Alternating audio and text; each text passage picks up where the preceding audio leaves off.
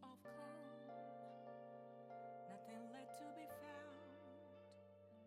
A mirror right in front of me, that's where I found an empty glass, reflecting that's a truth.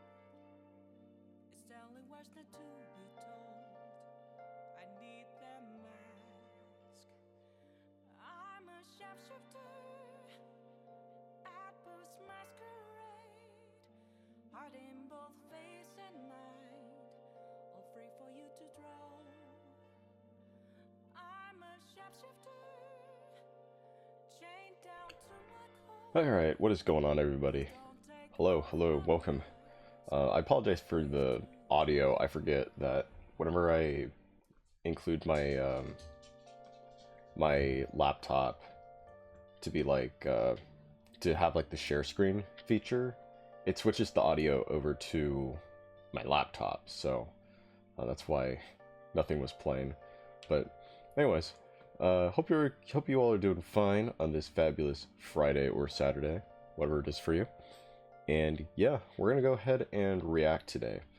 Now, originally, as you guys probably do know, from if you were watching either last night's stream or the previous streams, I had wanted to do my tier list, alright, for the Zero Sugar Monsters, but my mom ended up getting me Dutch Bros, like a Dutch Bros coffee, and I was like, you know, I don't think it would be a good idea to have this and then do, you know, like open up a bunch of cans of monsters, you know what I mean? So we're gonna have to move it to like tomorrow. If we don't do it tomorrow, then maybe even Sunday, I don't know, but yeah. So anyways, if you guys wanted to see me be in cardiac arrest today, I do apologize. I'm afraid you're gonna have to wait just a little bit longer. But anyways, we made some pretty good progress last night in Persona 4. It's just a matter of, number one, doing our social links, right? Getting those ranked up more. And then also, we've now moved on to the next story segment. Apparently there's some guy that we gotta, I guess, apprehend. He's like, come and get me, and this and that, and, you know, could he be behind the murders? I don't know. Who really knows? But anyways, that's enough of that. I wanted to show you guys my my new entry grade Gunpla here, but I guess I'll probably show you guys tomorrow since I don't have my camera set up or anything. But anyways, let's go ahead and get started here.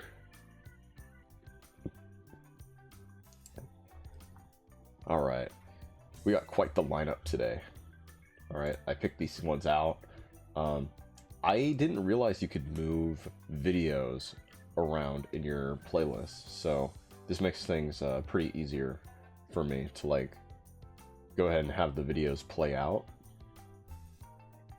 instead of just scrolling through and looking for one. So, you know, it's really convenient. I saw this one and I was like, oh yeah, you're on the you're definitely on the top of the list here. Yeah, we're gonna watch the Tsunade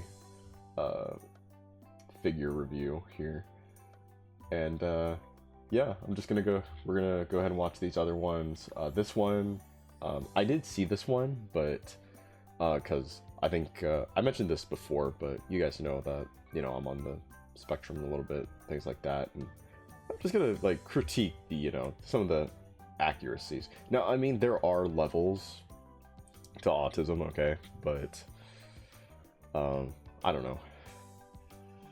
I'm just gonna see like how accurate it is, like, for me at least. And then, yeah, we got more here that I've just been wanting to see with you guys. I've never seen this one. I think this was one that just, like, partially played, and then it just kind of said, like, oh yeah, you watched the whole thing. It's not true.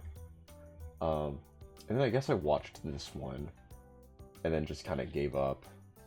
I don't know. But, anyways. Let's go ahead and get started here.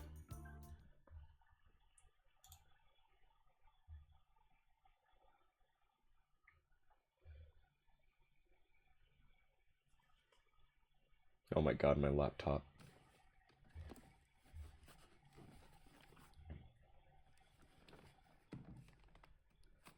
Yeah, my laptop is just so fucking slow. Oh man, she's actually taller than I thought.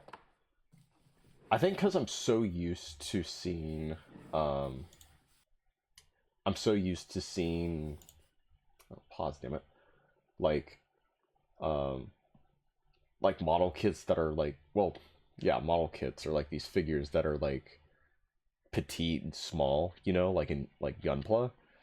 Those are like 1 to 1/44 scale, whereas with like an actual person, I guess it would be like, I guess the scale would be a little bit more, you know, like a 1 to 12 scale or whatever, whatever it is for like a person. But man, this is kind of like a, almost like a, like an action figure. He was able to like grab it all like in his palm. You know, it'd be like a master grade almost. Anyways, unboxing and review Rocket Toys ROC 009 Naruto Shippuden Tsunade 1 to 6 action figure. All right, let's go.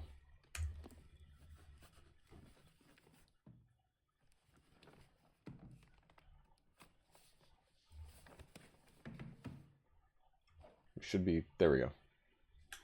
Yeah.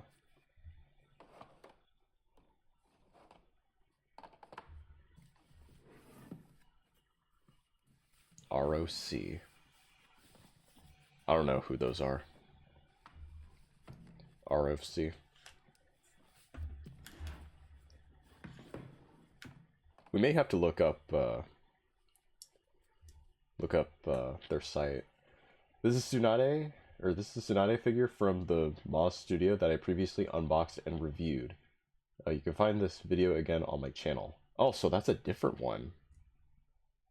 Oh, okay. No, I don't want to spotlight. No, escape.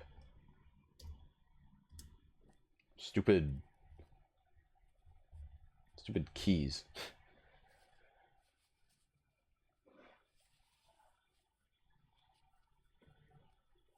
Movable head. Okay. I will unbox the Tsunade figure from Rocket Toys and show you the differences.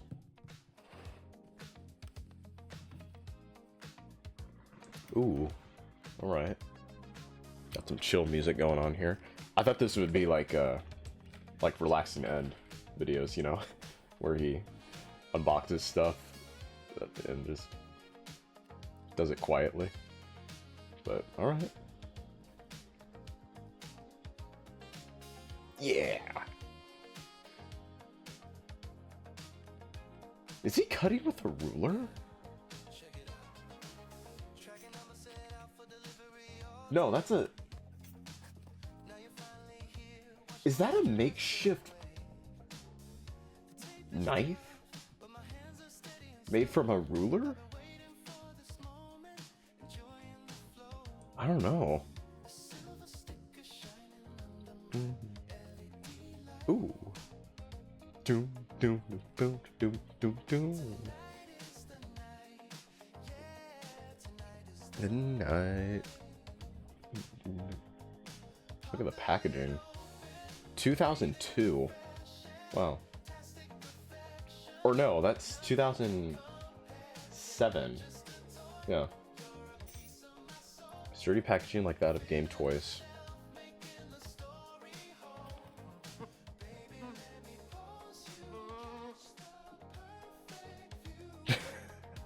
What's that noise?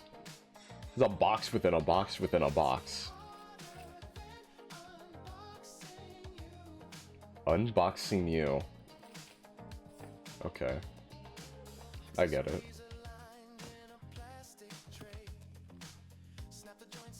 Oh man. Look at that. Wow. Okay. Cool. Okay. A little bend there. Okay. There's like some instructions and stuff. Alright. Alright. Figure and accessories.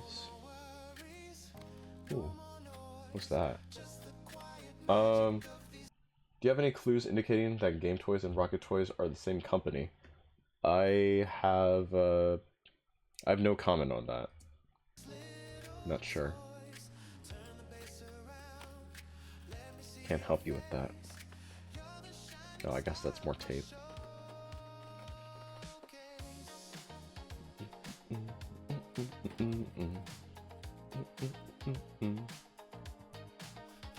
Holding a figure feels very light, doesn't feel solid or weighty in the hand.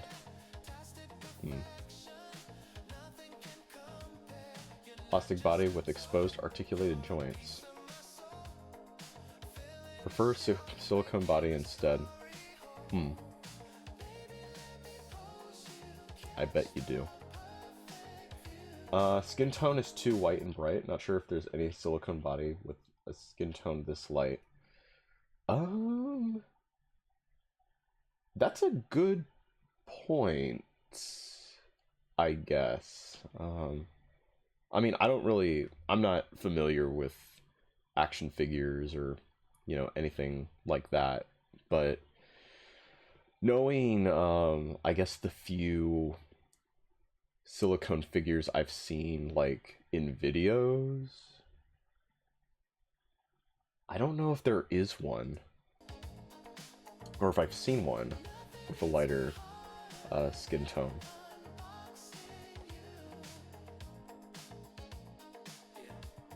Alright. Got the arms. Those magnetic? Might be easy to swap out. Oh, she's got like the screaming head, I guess.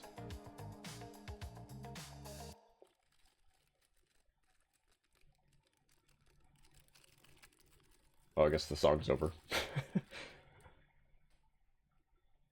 Alright. Head sculpt has an angry expression, like when she was taunting Madara during the Fourth Ninja Great War, or Great Ninja War. I haven't gotten that far into Naruto, but I'll take your word for it. Yeah.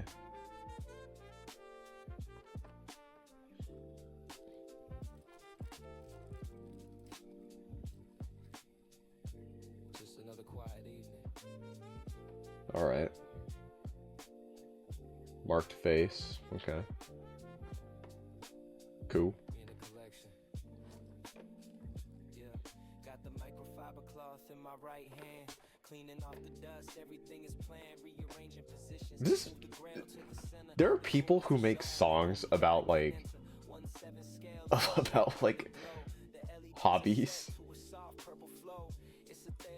They're a pig. Jump with a pig.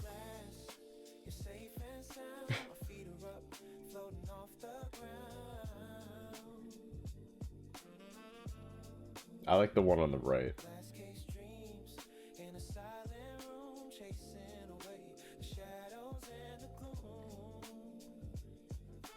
That's silly.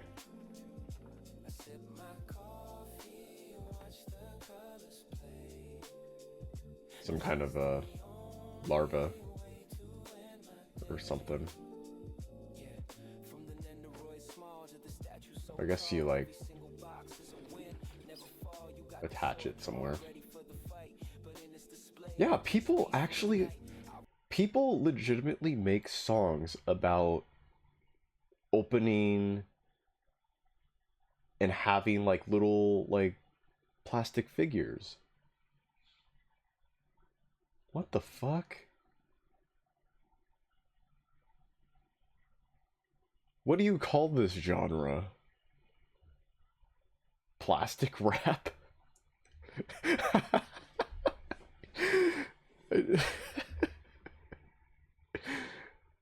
I just realized I made a pun without even realizing it. Oh my god. Plastic wrap. I like it.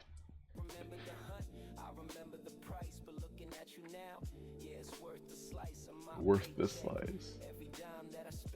Bro, this music.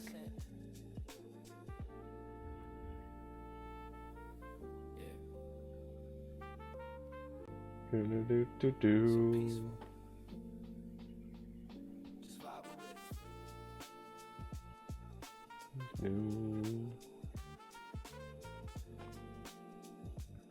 Oh. Okay. Okay. It's like a magnet you put on the figure, and then you have to attach the larva on it. Okay. Alright. Okay. Alright. Got like a bottle and cup. Okay. There's a bigger bottle, I guess. Jeez. And then those are like some cards. Alright. Yeah. They got playing cards. Okay. Alright, you got some swappable hands, some swappable hair pieces. Damn! Ball joint at the neck of the Rocket Toy Tsunade figure is smaller than that of common silicone bodies. Ooh, okay. Is that magnetic too? Oh, the necklace is its own thing. Skin tone of the head is very bright and pale. May be related to Rocket Toys wanting to exclusively retail their own silicone body.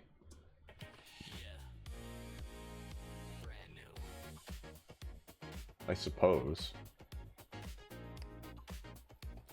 I feel like with action figures, or with like these kind of I mean just these kind of figures in general, I wouldn't be shocked if there was actual like patents or, you know, IP material when it comes to the designs of certain like ball joints and structures, shapes, you know, of like sockets, and you know what I mean?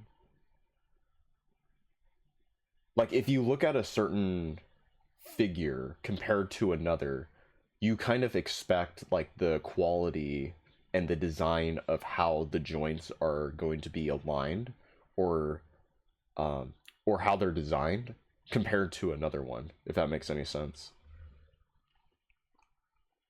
And if two like happen to have like the same or whatever, I mean, I don't know. I don't know. I'd have to maybe look into that.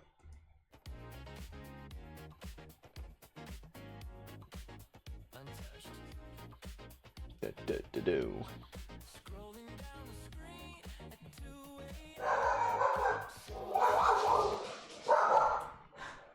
Oh shit, we have a FedEx guy. Hold on.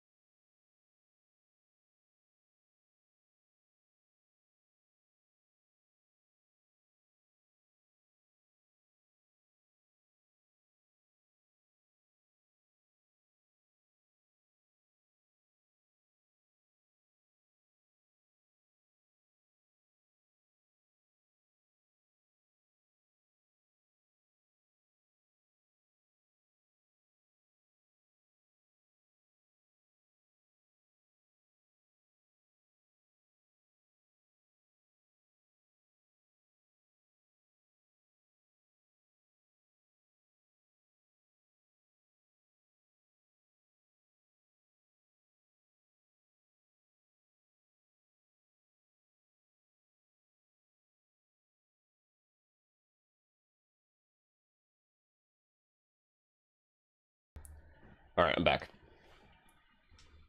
It was a package for my mom. God. Anytime anyone is at the door, she just, like, barks and barks and barks. No matter what. Anyways.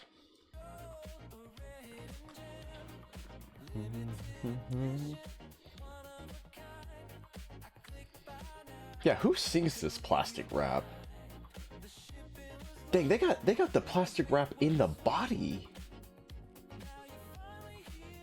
Oh my god.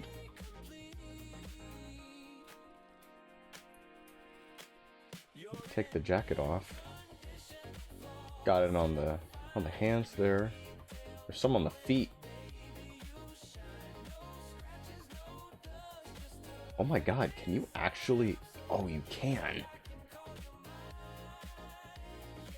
Oh, maybe not. Okay, I see. Yeah, it's connected. Oh. Oh. Cover your eyes. Cover your eyes, chat. Oh my lord. Whoa. Whoa. Whoa.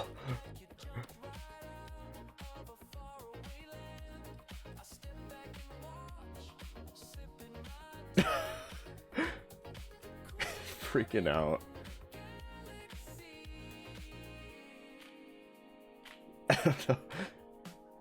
What? Oh my god. Because the body uses plastic joints, posing will not be optimal and there may be many limitations. I see.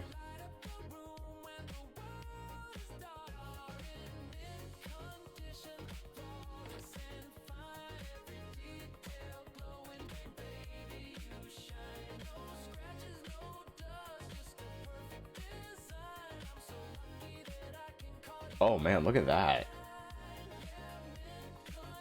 That seems to have good articulation.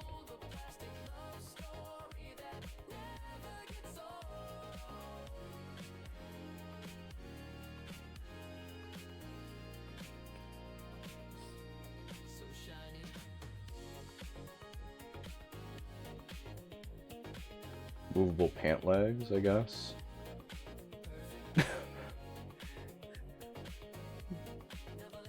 Flopping around. The hell? Oh, that would be why.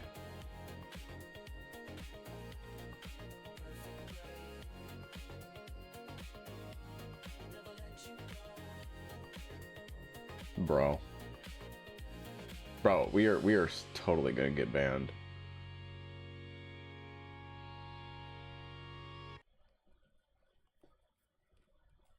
Oh my lord. Yeah, thumbs up. Thumbs up. I agree.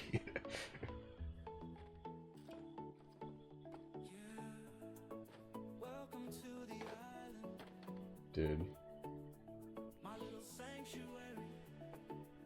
Alright, I'm gonna mute the audio. I think I had enough of plastic wrap. I wouldn't be surprised if we got, like, I don't know, muted. The VOD got muted there.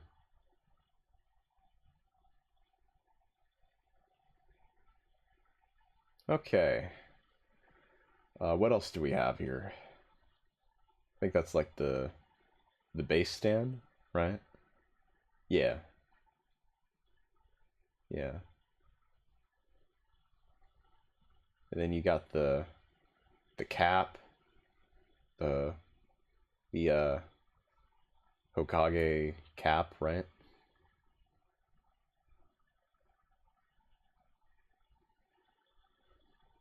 Ooh. Alright. Okay. Drip. Dripped out, I see.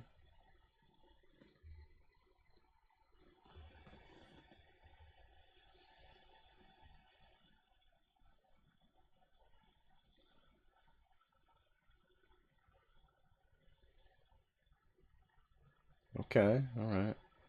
Tsunade. Got the name engraved. That's cool.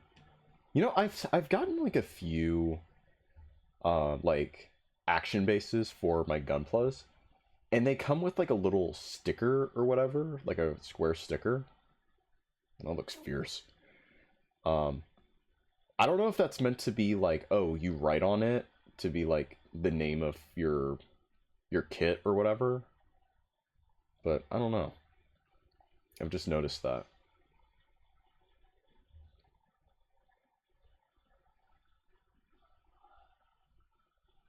If you guys know what I'm talking about, you guys can let me know. Alright. Alright, we got a hand with some curved fingers.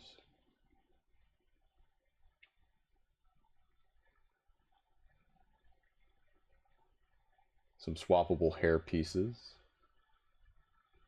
Seems like they can bend.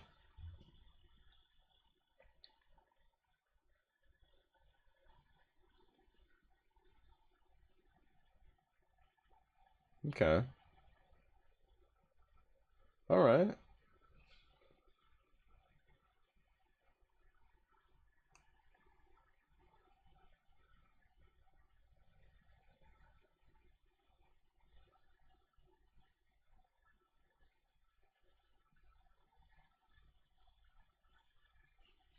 Jacket off. Okay.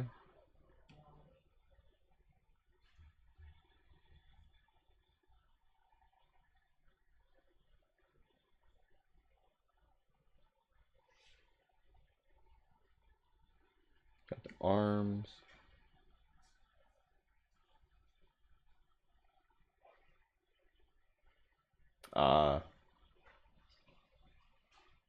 Yeah, see, they are magnetic. Because that one didn't take that arm. There was a bit of a resistance there.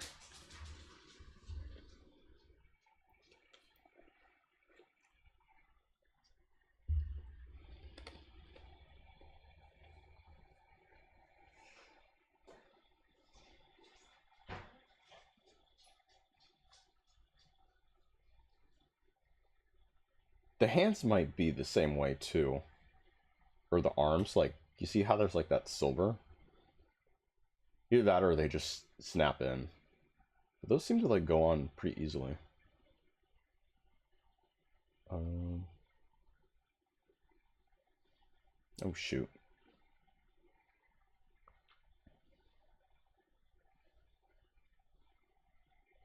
Oh, you can squish the fingers a little bit? Okay. Oh my god. Oh my god, he's going for it. Oh my lord. Look at these! Look at these honkers!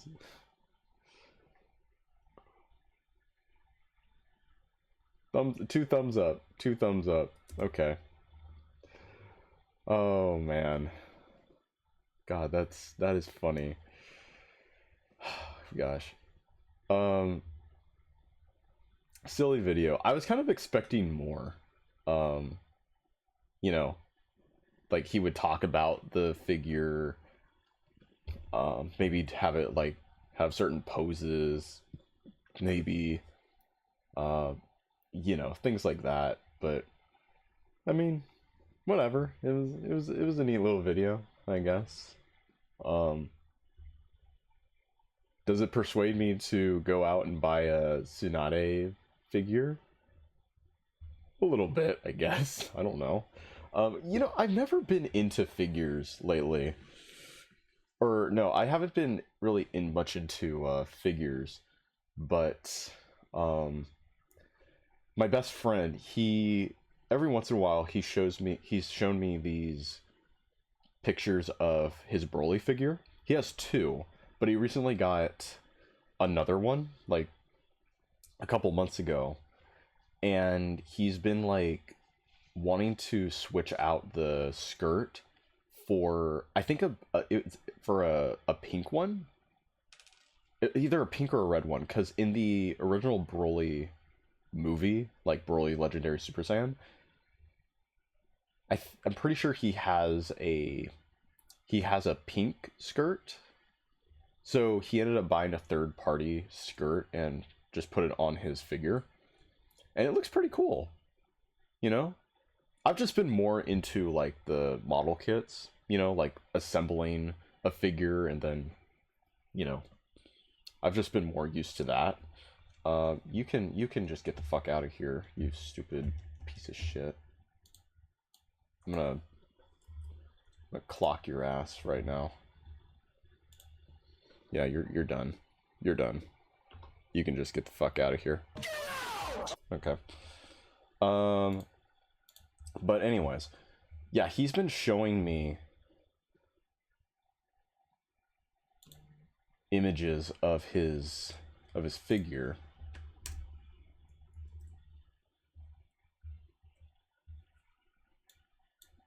Oh, I already put it on there. Okay.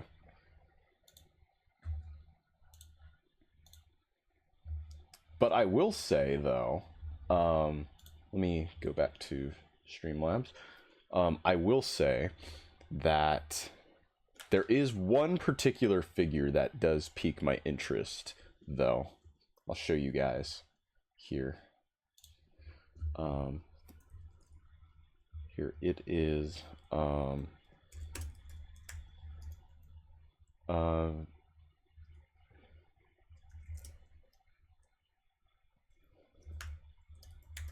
Yeah.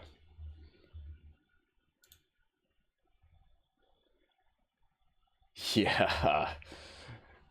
SH Figure Art Psylocke. Man.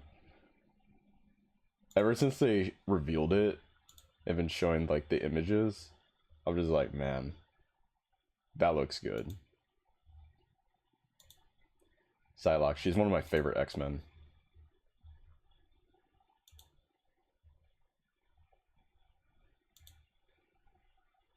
God. And this is supposed to be based off of her Marvel vs. Capcom 2 design, but I'm not gonna lie though. Like if you put her side by side, here, what's a good okay. Psylocke, MVC2. If you put her side by side with her actual sprite, okay, this should be good. Okay, here's the original, based off of the artwork. Okay, here's the SH Figure Arts. Original SH Figure Arts. No, I'm not saying that, you know, like, they're not gonna get everything right about the character, but, you know, I think, someone decided to change the proportions just a little bit. Okay. Anyways, this comes out next year, so will I actually, you know, actually get this? I don't know, but it's piqued my interest as to like getting a figure. So anyways, yeah, that's all I wanted to show you guys. Okay, what do we have here? Millennia Thinker. Oh yeah, so this is the video that of like I guess kind of commentates on being like an autistic kid, and we're just gonna see how accurate it is, I guess. That's basically what these this guy's animations are. They just kind of like commentate on, or just kind of like have some kind of like satire on society, like how people behave and stuff like that. So yeah, let's just go ahead and see. you seen anything like that? There we go. What is that thing? I don't know. Can I see it? Danny, finish your breakfast first. Daniel. That's what beavers do. I want to do it too. I want to do it too. Sweetie, I don't eat breakfast pretzel first. sticks like that. But why does Daniel get to and I don't? Sorry. Who eats pretzel sticks for breakfast? That's what I want to know. Man, Keep it's way too smiling. hot. Maybe once it cools down. Then it'll be too cold to do anything. What am I supposed to haul pallets across town in this heat? A pallet. Sup? Why not? Then do it yourself. It's I was DSP. gonna build it. Oh, really? Such hard work. Putting a sheet of metal on a pallet.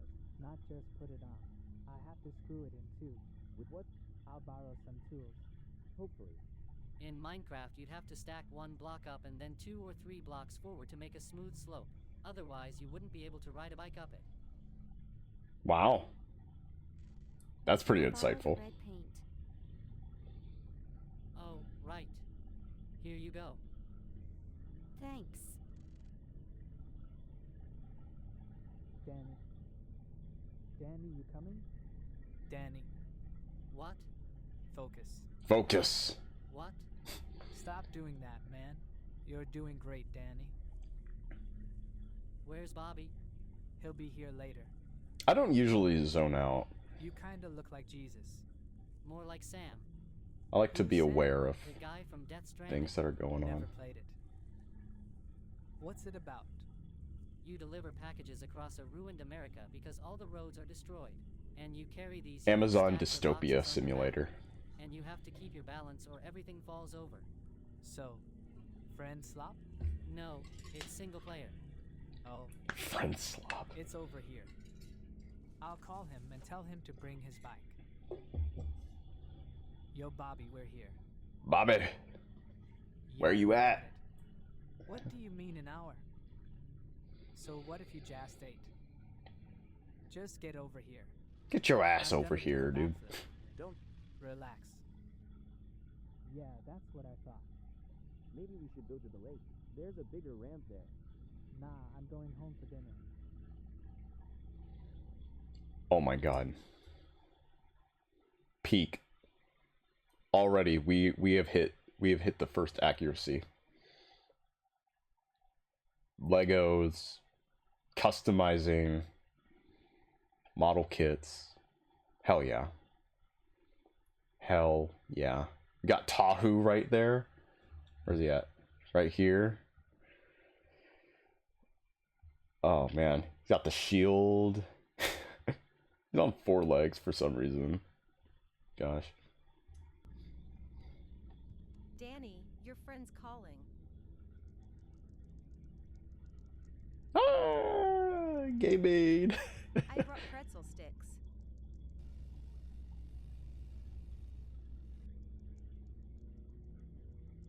Yeah, I don't She eat liked it pretzel so much that sticks she ate like every that. last spoonful.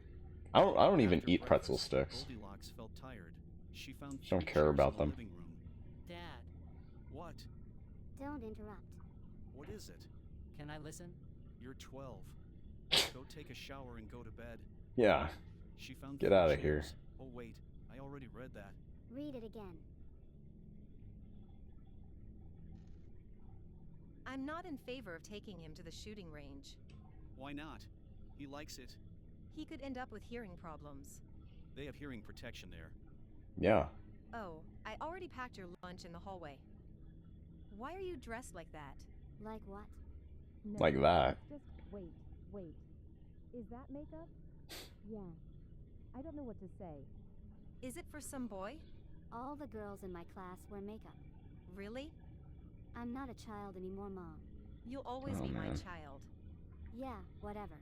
I'm going. You'd be surprised. Like, okay. This might be a while, as far as like what I'm about to talk about, but when you think about when it comes to raising a child, okay?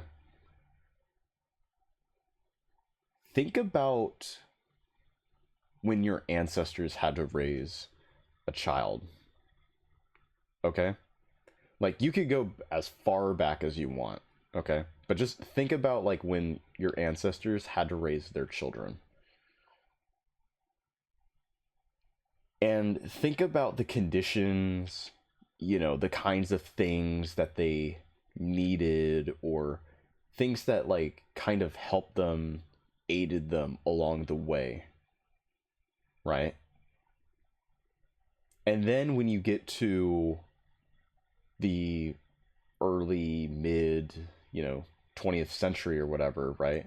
The technology gets better, right? We have like different like things that could help us out, like television programs or whatever, things that could like help the parents in such a way where they didn't have to go out of their way to sort of teach them or teach their children, as like much as they should or could have on certain aspects, like learning the alphabet, learning to count numbers, things like that. But then over time, with like the exposure to, televisions and like screens and whatever, right? The technology enhances. Look at where we are today, right? It's no longer going to like a singular place in a singular room, watching a screen and like having your kids learn about certain topics or like subjects, right? Nowadays, like the screen is with them, right? With all these tablets and stuff. And the worst part is, okay, is that the exposure that they're getting on these screens, it's not just the educational programs anymore, it's the internet. And the kinds of things these kids are exposed to nowadays are things that like doesn't even matter. It shouldn't matter to them, especially with how young they are. Like you have these 10 to like 9-year-old gals, just, or girls, I don't know why I said gals, but girls just wanting to wear makeup, right?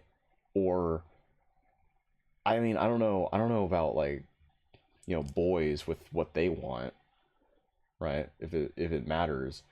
Maybe like video games or whatever, but girls especially, like they want makeup, they want, lipstick, they want all these kinds of things to make them look young, when the reality is that that kind of shit shouldn't matter.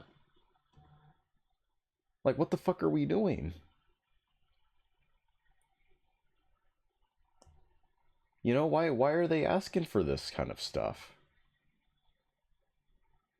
And so it just goes from like, it all transcends from this pipeline of how lenient, how convenient the technology has been, that a lot of us just didn't foresee the consequences of it, Like, I think I've said this before on stream, but I am in the belief that we are in a convenience epidemic. Okay, I do. In terms of how convenient things and the technology has been around us, that the consequences of the short and long-term consequences of those conveniences hinder us from being able to really think and provide for ourselves in an efficient manner, if that makes any sense. I'm not going to get too deep into it, but yeah, those are just my thoughts. I could talk about so many different things, like as far as like, obviously with like social media, dating apps, being able to get things delivered to you, packages, food, right? All that sort of stuff. They grow up so fast. Some of them too fast.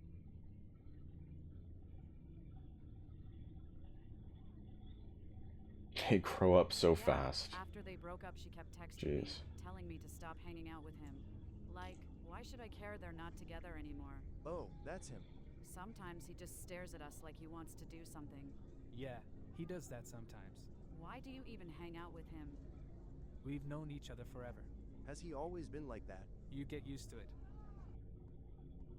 Dude, I won't be able to do it today. Maybe we could switch, and you could do my math homework today? Yeah, sure. I'll do everything. I'll even let you copy my history essay, and I will just make a new one for myself. Bro. You already wrote the history essay? What? The history essay. The history essay, man. I'd rather do it tomorrow because I can't make it on Friday. Okay. Thanks.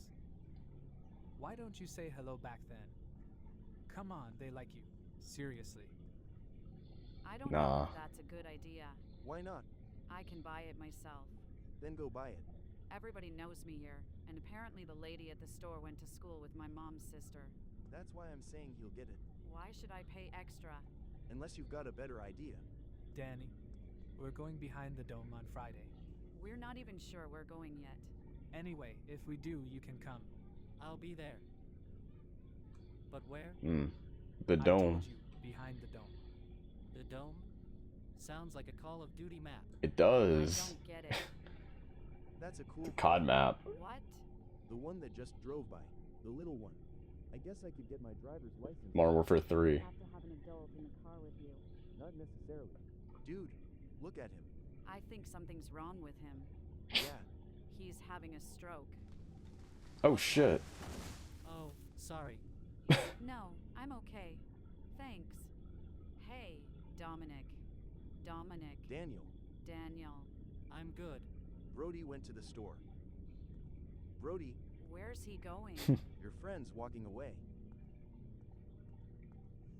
Imagining things that didn't happen. But What's up? would kind of like make you like seem cool or whatever. Like things that you wish could have happened. I think about that sometimes, you know. I'm not gonna lie. Like what if scenarios. You know. It's not often, you know, but sometimes, you know. I think that's for most people though. You know. Like what if this thing happened and then like what would I do? You know. Things that could have like make certain situations better or you know. Nah. They told me they've been talking to you and that you just left. Why? You weren't there. Yeah, I went to the Homie shop. wasn't there. Bro, what are you doing? What are I'm you headed doing? home. Where are you? I'm going to the bus stop. I'll be right there. Jesus. You want to play when you get home? What? You want to play again later? No. I don't know, maybe. What else do you have to do? Yeah. Danny, please. What do you gotta do? Stop what? Stop spurging out. I'm not. I'm not spurging out. Yes, you are. How so? You do it all the time. By the way, what was that? You were talking to someone, then you did a 180 and walked away in the middle of the talking. You weren't there. I told you I was in the shop. Why don't you want to play games with me? I didn't mean I don't want to play. I just don't want them to know about it. Why? Because What? because we have to pretend to be adults here from now on, Danny. Can you do that for me? I don't get it. I know. Hmm. I want to hang out with the cool guys. Yeah. Can I hang out with you? That's what it is. I don't know. What do you mean? I don't know if they like you, Danny. I hope I'm wrong. Do you Man, like I can definitely talk based on experience that this is definitely a thing that happens, especially with like middle schoolers and high schoolers. Like I used to be good friends with someone from high school, and they like I had first met them late in my junior year, but I got to kind of like know them a little bit more over the summer and throughout like some of senior year, right? But when we were in our senior year, they ended up joining the school band, and they ended up like making friends with, you know, people through like, you know, the band camp and whatever, right? And truth be told, I'm gonna be honest with you, there's two types of kids in high school that I think you need to be aware of, or that you have like stories about, or, you know, just things that you thing how do I word it? There's certain groups of kids, all right, in high school that you had to like be wary of, okay? Theater kids and band kids. Okay? And basically they ended up just being like so cliquey with those group of friends that they ended up like, I used to hang out with them a little bit, but the band kids didn't like me. And so what ended up happening was that my friend ended up preferring them over me, just so they could like sort of save or keep their good image, if that makes any sense. It's kind of fucked up, but eventually they did realize like what they did, and they apologized and whatever. But eventually COVID happened, you know, and we couldn't really hang out or try to, you know, maybe like salvage our friendship and as we could have. Yeah, I mean that's basically it.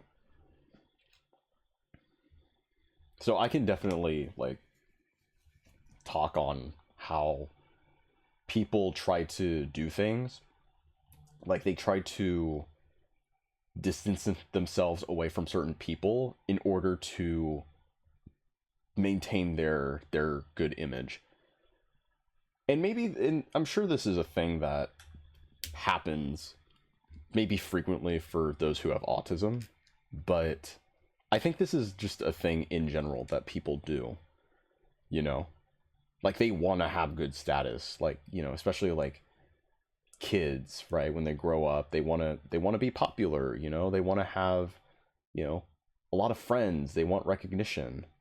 They don't want to be ousted or talked about behind their backs.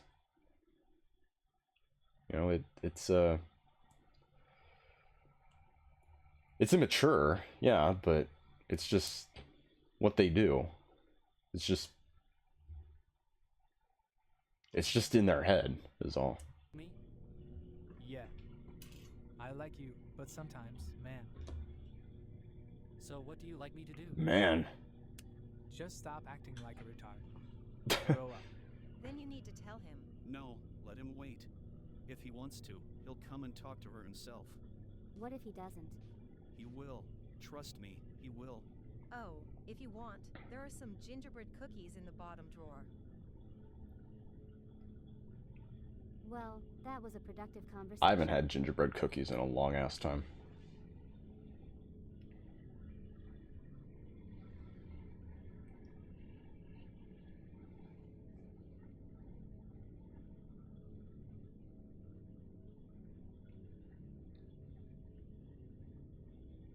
Yeah, like I said, I like to just be Why what? should I pay extra? Unless you've got a better idea. Danny, we're going behind the dome on Friday.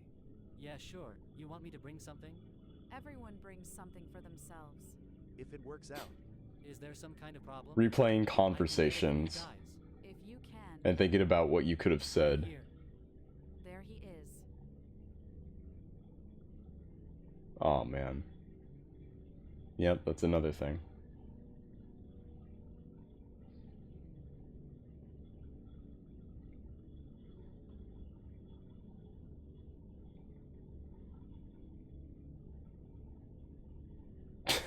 What? Oh my god, what is that? What is that? My can't even zoom in. What in the world?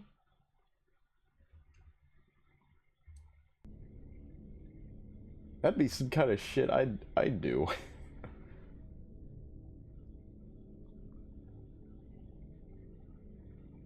I just realized that. Oh man, I used to draw. I used to draw Sakura a lot. Just her like the artwork from Fire Emblem Heroes. I'd try to like draw those. And then yeah, that's what I'd do. I haven't drawn in such a long time. Axe body spray. What's she looking for?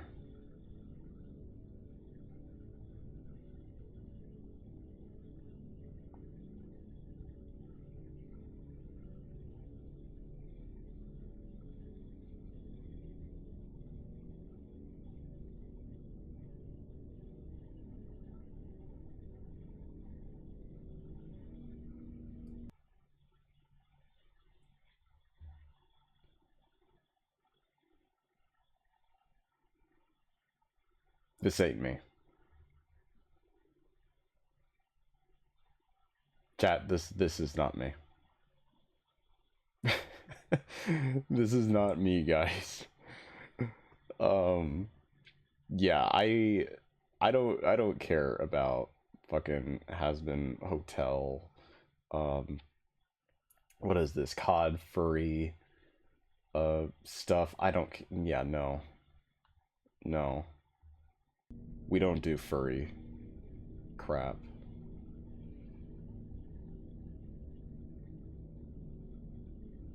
What the fuck?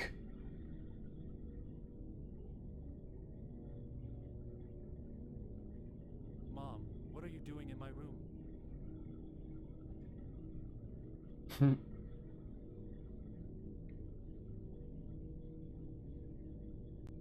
Man.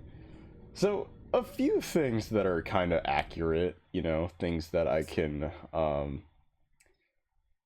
relate towards, but I don't I can't necessarily connect it too much because I'm not like that like deep into the spectrum, you know.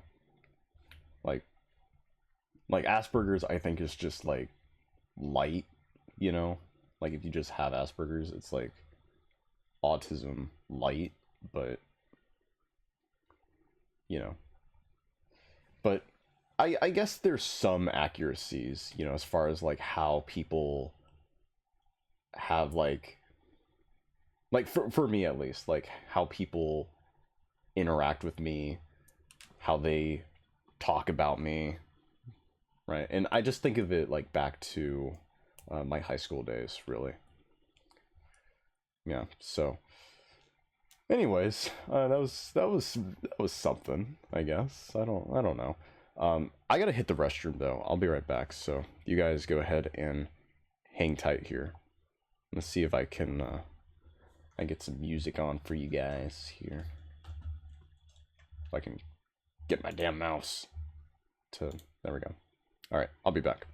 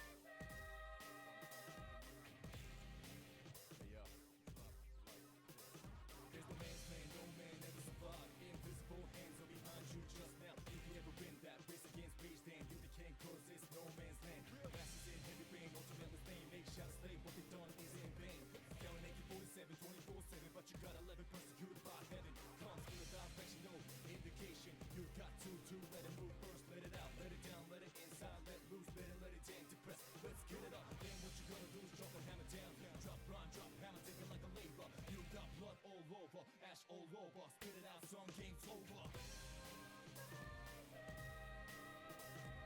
Tear up the fear, the end is coming in, spit it out like a spear, I'll burn the dread.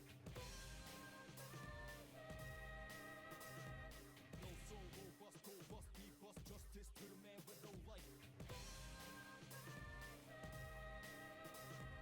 Tear up the fear, the end is coming in, spit it out like a spear, I'll burn the dread. No soul, robust, be bust, justice to the man with no life.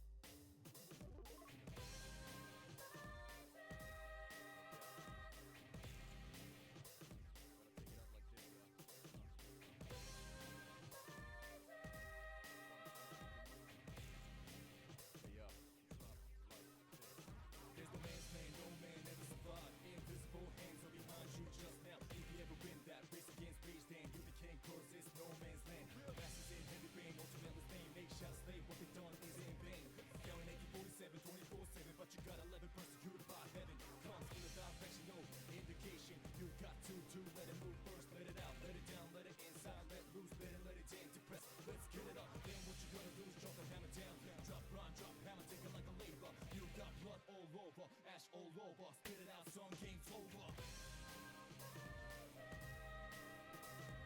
Tear up the fear, the end is coming in, spit it out like a spear, I'll burn the dread. No soul, robust, be bust, justice to the man with no life. Tear up the fear, the end is coming in, spit it out like a spear, I'll burn the dread.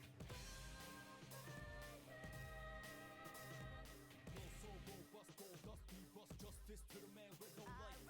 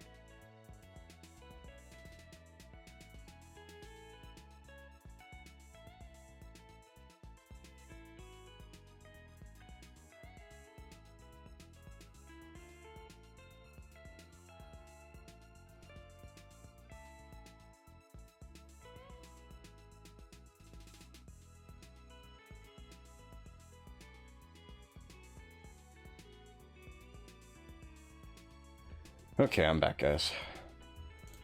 Whew, man. Man, I had some spicy Chinese food last night. I think now it just it just hit me like, damn. My God, I had to really like, oh God. I didn't say it last night, but man, my stomach was feeling weird for a bit during while I was playing Persona last night. But man, that was so relieving. Jeez. Okay, enough being weird. I'm gonna keep going here. Okay. So what do we have here? Okay. Or actually, wait. Let me get Streamlabs back up. There we go. Okay. Gen Z and the mental health crisis. Someone who has recently gotten into playing competitive Overwatch, I encounter a lot of people who are mentally ill. But on a more serious note, I think that it's no secret that mental health awareness has been something at the forefront of the Gen Z experience for some time now. Whether it's anti-bullying campaigns at school, or maybe your own personal experience, our generation is more comfortable sharing their struggles with depression, anxiety, and their overall mental health. And it's caused us to develop this reputation of being an overly sensitive, weak generation, with many older people believing we're too soft. My dad. I don't really think that's the case. I do think we're probably the first generation with the vocabulary and background to actually talk about our mental health seriously. The problem is, there is still a heavy stigma around mental health, not just from older people, but among our generation too. I think because the conversation has become so mainstream, things like depression and anxiety have lost a bit of their meaning. Yeah, it's definitely gotten a lot more, I guess, fatiguing in a way, with how like, oh my God, like my depression, my OCD, you know, this and that, blah blah blah, you know, just so many people like self-diagnosing themselves as well, and just LARPing on like, oh my God, I have like this ailment and this and that, blah blah blah, according to Google, whatever. That it's just like, man, can you just shut up? And I don't mean to be mean or anything, right? Like, I think if somebody's like really stressing out or whatever, I'd be like, hey, like, are you doing fine or anything like that? Right? Like, it's fine to reach out, but man, like sometimes, okay, like there's one of three things that'll happen these days. Like, if you ever like want to reach out or like inform somebody of something, that of like their behavior or whatever, you get like one of three responses. Okay, you'll either get the one that should actually happen, where, you know, somebody actually opens up and like discusses things with you, okay, about themselves. That's one. The other thing is that they'll just be so closed off, or so how do I say this? They'll be so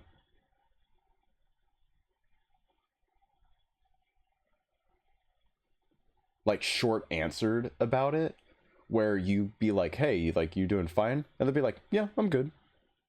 And just leave it like that. like some sort of like default NPC type answer.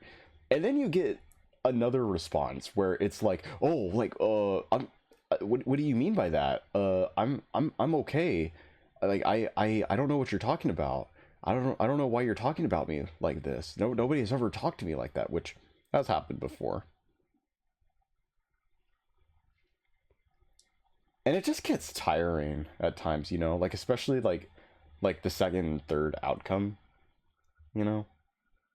I think people just really need to be like more mindful of, you know, like, maybe there are some things off about you, and instead of like just shutting it off like completely, like shutting yourself away from those kind of conversations, or spurging out the instant you hear that, just take a moment and be like, you know, maybe there is something going on.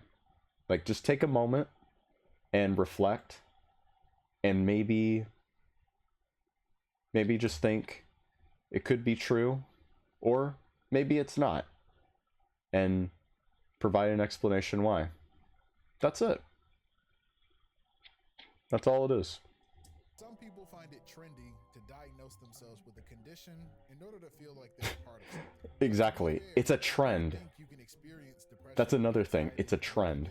Without having to be clinically diagnosed. Everyone experiences these things. That's just a part of being human. I think we all know what it feels like to be tired, but not the kind of tired sleep can really fix. But things like depression and anxiety can show up in a lot of different ways. And while I think it's more common for young people to talk about their mental health, many of us still aren't really sure what to do about it. So sadly, many people are still struggling all by themselves. Yeah. Mental health and I think a lot of this has to do with the sort of stigma that Gen Z has had about sort of, I don't want to say like every man for themselves, but it's kind of been more so of like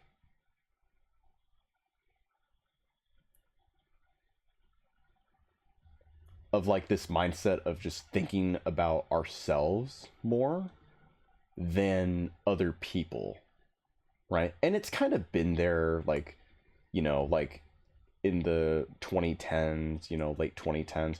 But I think COVID really did like ramp up that sort of mindset even more, because we were so closed off from having to talk with other people in person that we really just, from like through that isolation,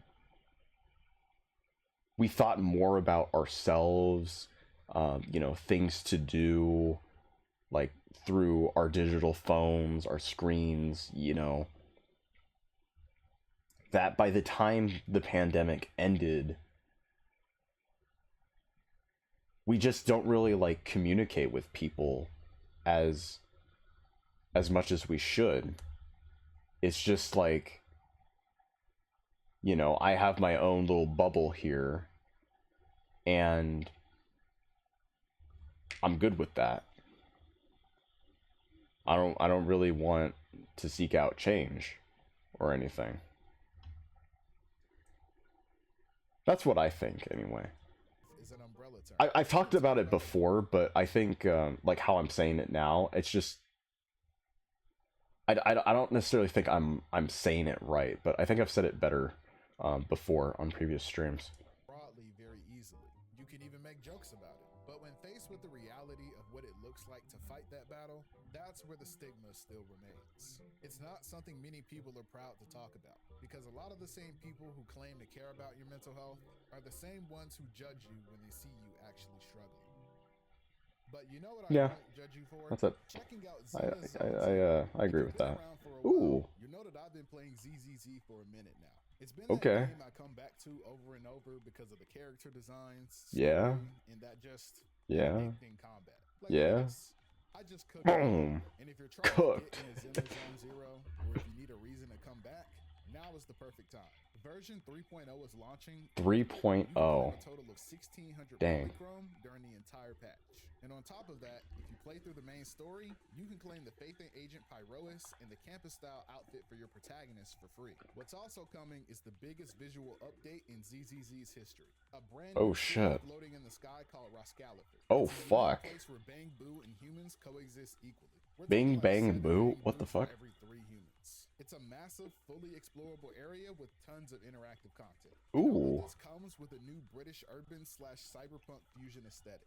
British urban cyberpunk aesthetic. New characters like Valina, the first ever Win agent in ZZZ. Ooh. So now there's a whole new element to explore. Not to mention the holographic arena, a new tower challenge mode where hardcore players can test their skills. Oh my god. And the game is also coming out on Steam with tons of quality of life improvements for PC players. If you like anime, if you like world building, if you like combat, and you like swag, you'll love. Yeah, I saw that on Steam not too long ago.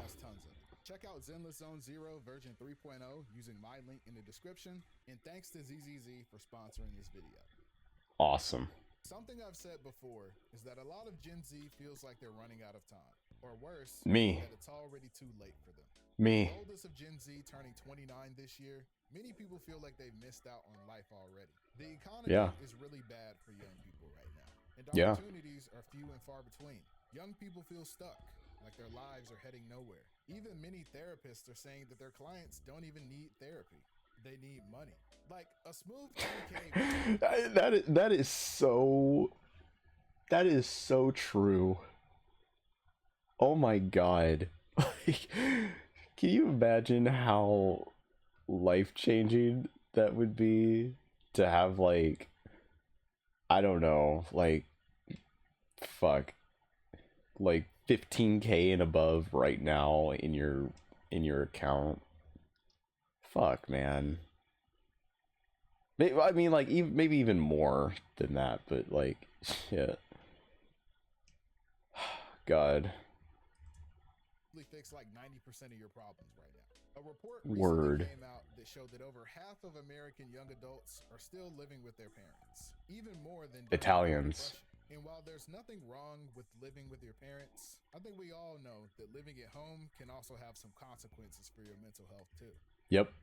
Abso-fucking-lutely. I 100% agree with that.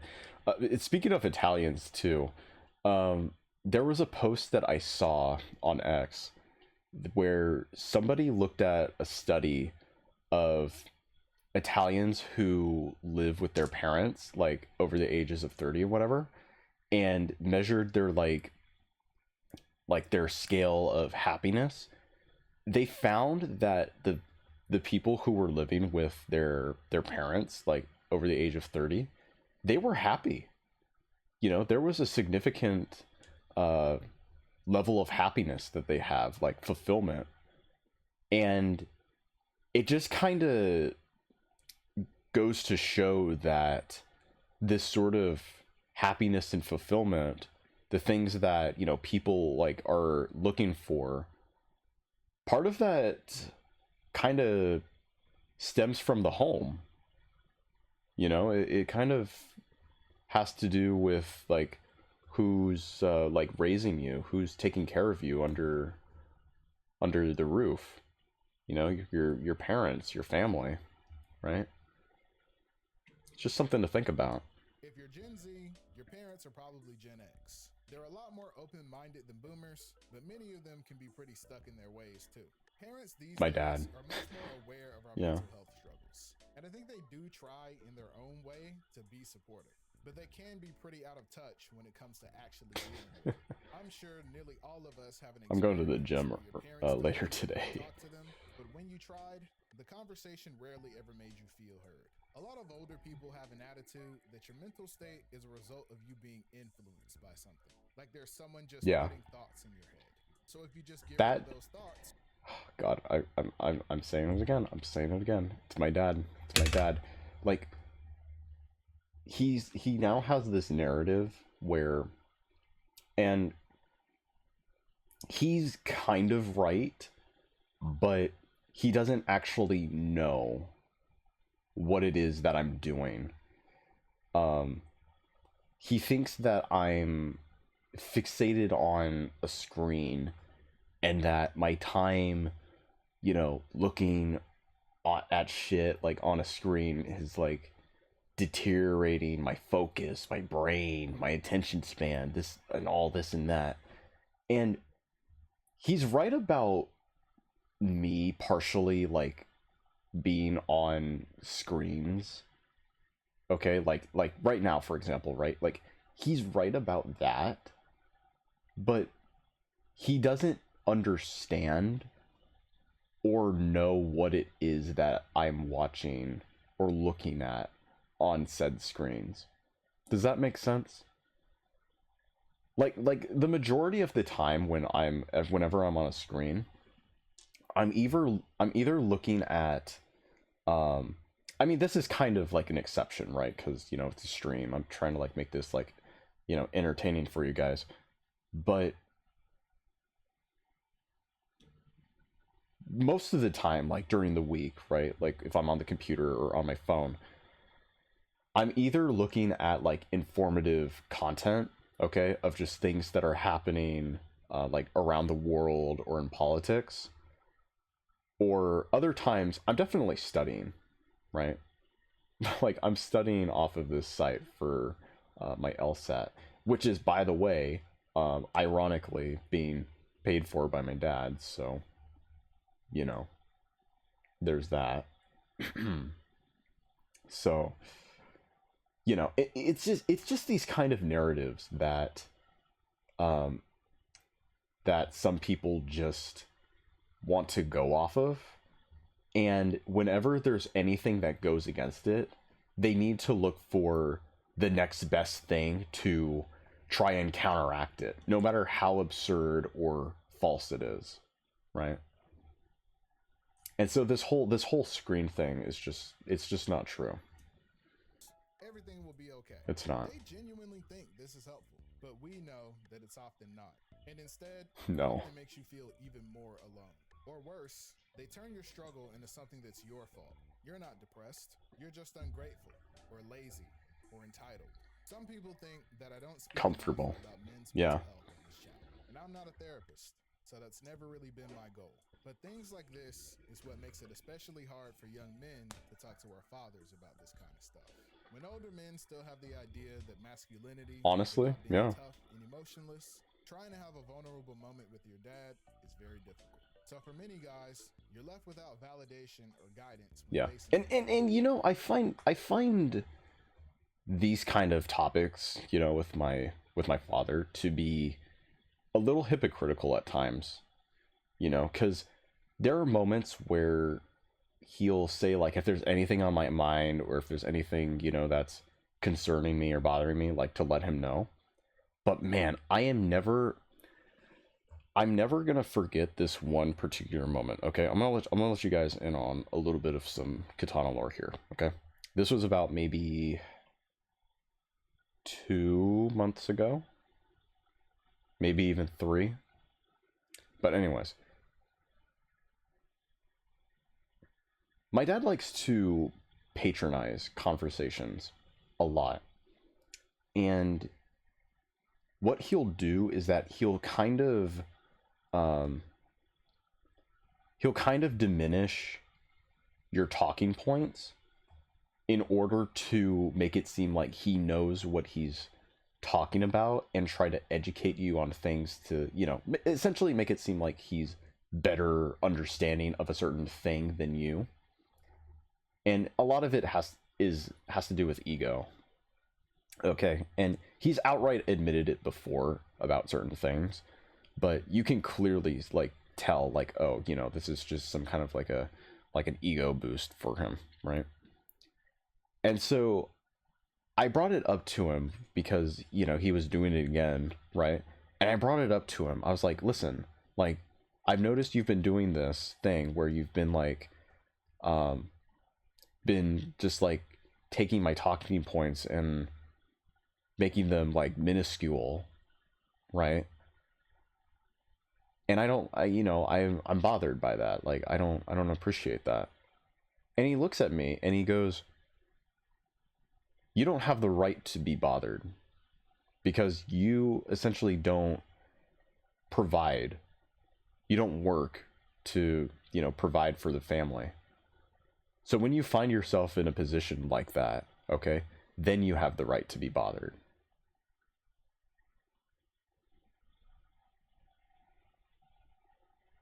And I won't forget that. You know? I will never forget that. It's crazy. It's crazy how self-centered people can be, right? And you just can't do anything about it, really. I don't know, like, and that's part of the reason too why I just want to, like, get shit done, or I'm trying to, like, really try to, like, accomplish things, really, like, make a name for myself, because I just want to show him that, like, hey, like, here's what I'm doing fine, and what you've thought about me is wrong. But, you know, the landscape around me isn't what it used to be, and there's quite a lot being put against me right now. And he doesn't realize that, because I don't want to say he never had to go through that, because there are hardships that he had to go through during his time as a kid and growing up. But as far as like affordability, cost of living, the economy, how people used to socialize, right? The reliability of people, right? How open people were to having conversations, engagements, and maybe like building up relationships. It was different than how it is now, basically.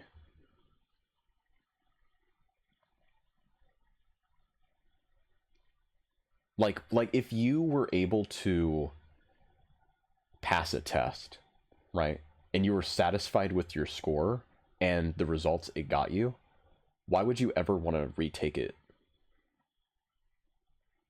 You know? I've been there too. Many young men are silently hurting.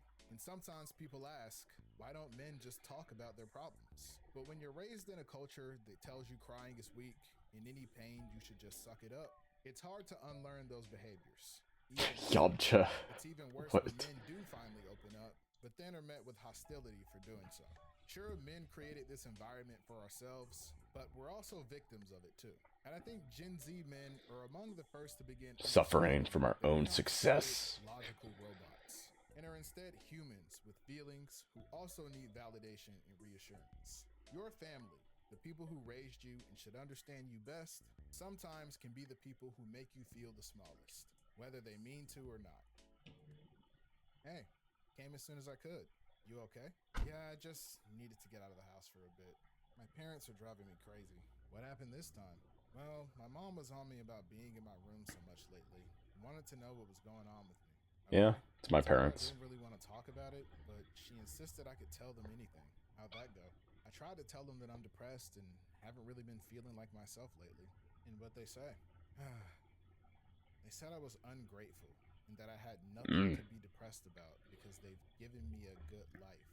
Parents, don't they know that's not how it works? Yeah, like, I'm 23. Me being depressed has nothing to do with them, but they always take it that way. Yeah. You know, this is another thing too. Like, there are people out there, like, you know, families who would be like, you have a roof over your head, you know, you have a warm bed to sleep in at night. Like, be grateful, you know. And I'm not gonna say it, you know. I think you guys know who I'm referring to here, but you know, there are people like that. And truth be told, I'm not gonna lie, I really do find I am in my room a lot, you know, I do. But it's mostly because, you know, where I live, I never really had an opportunity to make friends here. You know, I haven't. I used to live in the town next door from here, and then my dad went into med school. We moved out, you know, to another town while he was studying, and that's where I spent the rest of middle school and all of high school. And then when I graduated, we moved back over to where we used to live.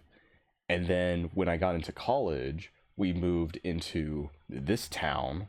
Okay. And that was like during COVID too, right? Like the lockdowns, pandemics, you know, we were on Zoom calls and stuff like that. So I started college when all of that was happening, including the move. And then about a year later afterwards, I transferred schools, went back over to the town where, well, near the town, I should say, where I went to high school in for college. And now I'm back over here to this town with my parents. So really, I never really had like an opportunity to really have friends here. I don't really know anybody here. I don't. And you could say like, "Oh, why don't you hang out with your coworker, you know? Isn't she young? Is she in school?" Yeah, but she's a bitch. She's a stuck-up, pretentious little bitch who thinks only about herself. That's who she is. Like I got nobody to to really like talk to or hang out with besides my parents. Which is kind of sad. But at the same time, like I've somewhat in some way like I'm not too bothered by it. I know it's kind of weird, but you know, I just don't let it get to me. I do wish I could do things though with other people, but at the same time I'm okay with doing them by myself, you know, cuz in some ways there are things that I'm grateful for, and as cool as it would be to have like other people to do it with, you know, I'm humble enough to just be fine if I were to just do it on my own. That's just kind of how I am, you know. Yeah, that sucks. I'm sorry. At least you tried. I wouldn't even think about talking to my parents about that. Yeah, that's probably my last time too. Well, want to listen to some music? And by the way, it does get harder to make friends as you get older, because there was always an incentive when you were in school or any of these other sort of extracurricular activities when you were young to go ahead and like get to know other kids or, you know, other people, right? But then when you like walk away from all that, right, and you move on with your own personal life, everybody kind of has their own bubble, right? You know how I said like after the pandemic, right, everybody like kind of, well, not everybody, but like majority of Gen Z at least had their own like little like system, like, oh, they're like these screens, like they don't talk to people this certain way, right? They don't want that change, right, to talk to people in person like they used to, you know. It's the same way with friendships as you get older, because you have your own system with people that you know.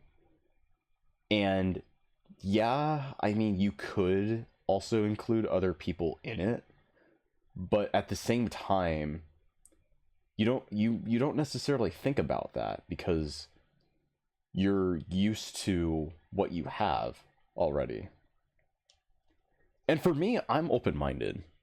You know, I like to be optimistic about things, cuz you know, as far as like people to hang out here, right, in this town, I don't know anybody. I don't, you know, so um yeah, it That's chill. just gets harder over time. I'm not here to bash our parents or older people in general. I Yeah, think many of them really do try their best to reach us. I'll bash mine. Well, I'll bash my dad all They give day, you the tough but love approach, not realizing that it's only making you feel even more he does it so I by at least try to give them grace in that area. It yeah. does suck though, because for many of us in Gen Z, identity is important. And when you're struggling, I think more than anything, I'd like to you think want that what he does someone is understands what you're it going comes from a through. good place. Sometimes it can be hard to even articulate what you're experiencing. At least I try to People think in so. our generation use humor and relatability to cope with their struggles. And I think that's a good thing. It at least gives us a way to talk about these things in a lighthearted way. When there's a roadhog in the lobby, I want a KMS too. But I do think that the normalization of talking about your mental health has also caused people to start glamorizing it too. You can be Yeah. sad and tired without actually being depressed. You can feel nervous talking to new people without having anxiety. And I'm not saying this to gatekeep mental health, but overusing these terms hasn't really normalized anything. because the people who actually are suffering are still stigmatized. That girl who gets called weird because she avoids people and has trouble speaking, that guy people think is gross because his room's a mess and he hasn't showered, that girl Asmongold. who's always getting so drunk she embarrasses herself, that guy that's blowing his money talking to sex workers on the internet. It's easy to laugh at Boogie. these things when you aren't the one struggling. But these are some of the ways depression and anxiety actually show up. Not to mention any kind of neurodivergence that might make some of the symptoms worse. But we still can't talk about them honestly, because the truth is that even for our generation, there is still a stigma around mental health. So the people struggling the most are still shamed into doing it in silence. But then we wonder why people don't say anything when they need help. I'm not trying to downplay anyone else's struggles either. Just Because they don't want to have see bad experiences weak. doesn't mean you aren't also fighting. That's all it is. My point is that I think a lot of young people are struggling a lot more than they realize.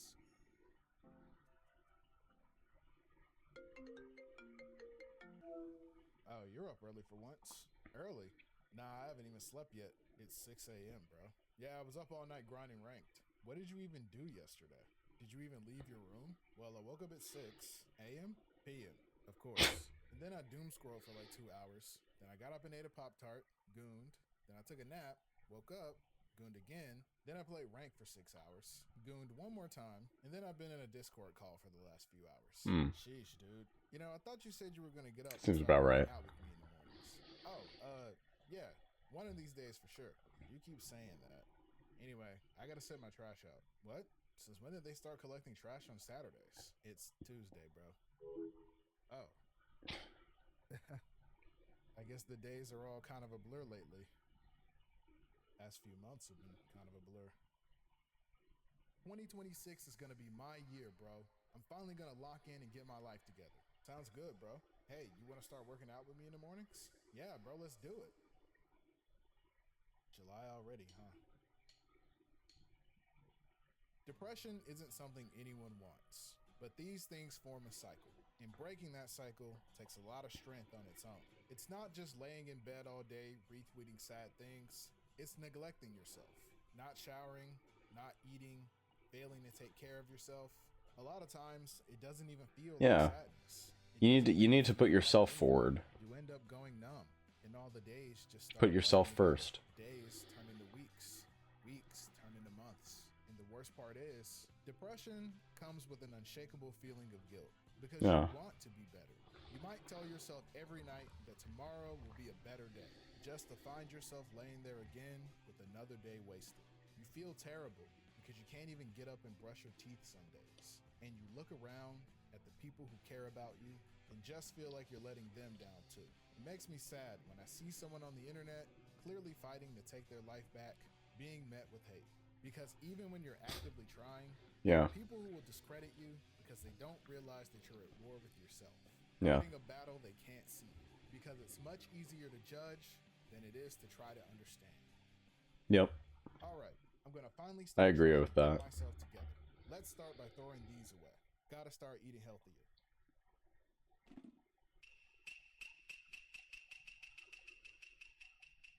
Okay. Tree limbs? Then I'm done. Tree limbs. Well, hello. I guess it's bad to waste food anyway. Okay, I should probably clean my room. Easy enough.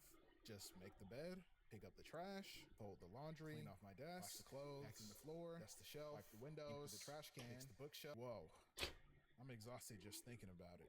I'll just give myself a little break and then get started. Damn, Pick a number between 1 through 10. Wasted. I've been trying for 2 weeks 4. together and I just can't. Why can't I do it, man? I'm going with 4. Useless. I guess I'll just touch myself again. That always makes me feel better. I'm feeling pretty fantastic. What video should I watch? Huh? Maybe I finally should hit the gym. I'll say yes. Alright, just a quick sesh, then I'll go to sleep. Probably some rain bet. I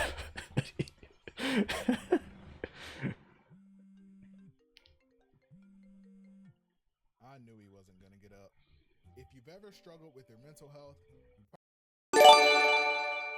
what the fuck? It's like to feel all alone, even in a room full of people. And that loneliness only makes breaking the cycle even harder. People look at you like you don't want better for yourself, when really there's nothing you want more. Oh my Because god. a lot Tree Lames, thank you.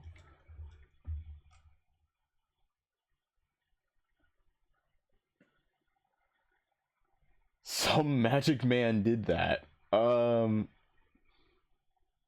I I guess so. Yeah. Thank you. I didn't even like. Wow. I appreciate that a lot, man. Thank you. But I don't even. I don't even offer that much for subs though. Like with emotes or anything. I mean, I had only just reached affiliate like a few weeks ago. Oh my god.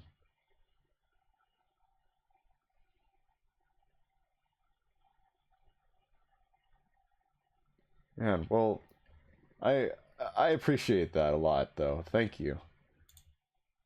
Um Man, some of these names I haven't like seen in a while. Crash was here last night, and Bob the Builder, I haven't seen him in some time.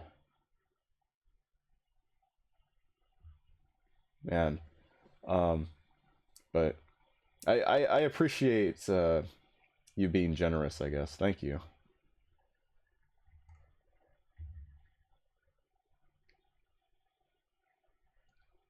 You need one thing from me? Yeah, what would that be?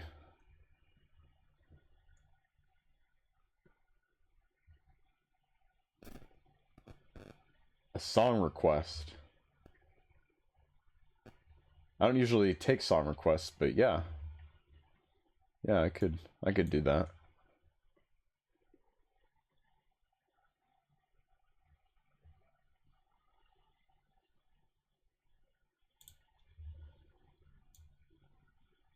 What are we thinking here?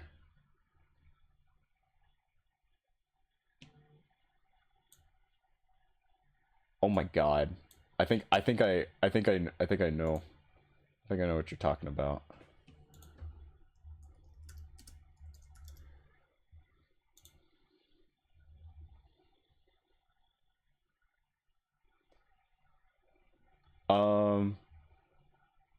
Oh no, never mind. It's a different one. It's a different one. Here, let me switch over screens here real quick. Actually, no, wait. Hold on. Switch over to Discord. What do we got here?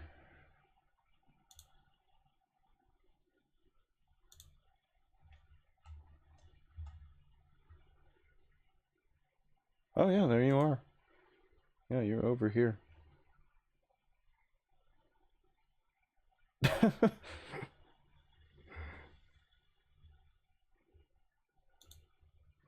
Man, wake up, chat. Wake the fuck up, chat. That's funny. Peepo. Is it this one? Sarani Poji, Peepo, this one? Like a bottle of water. Down.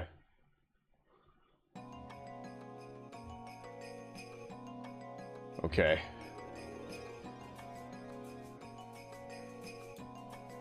Alright. I feel this.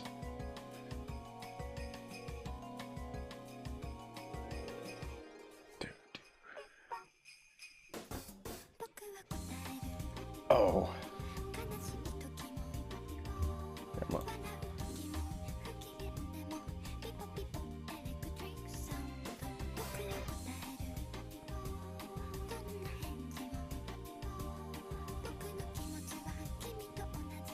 I don't even know what a hype train is, to be honest. What is this?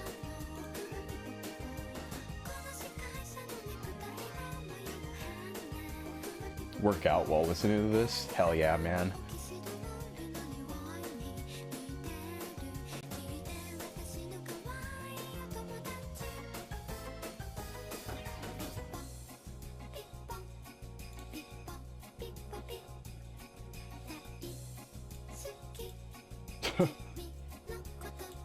Funny. A little fish.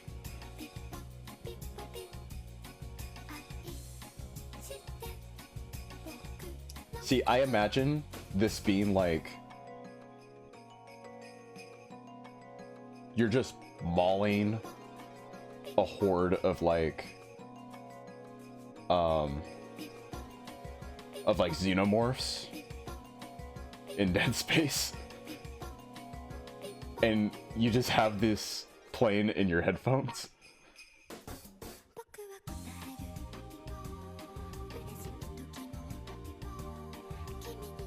Oh man.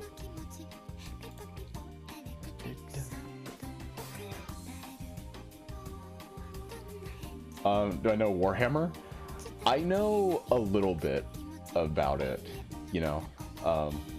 Like a few of the... I know like a few of like the chapters, you know, like Salamanders, Blood Angels, you know. I don't know too much about it, but Warhammer's good shit.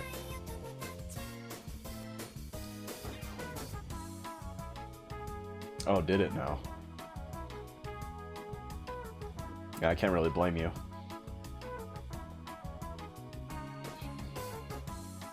Dude, this shit is tough.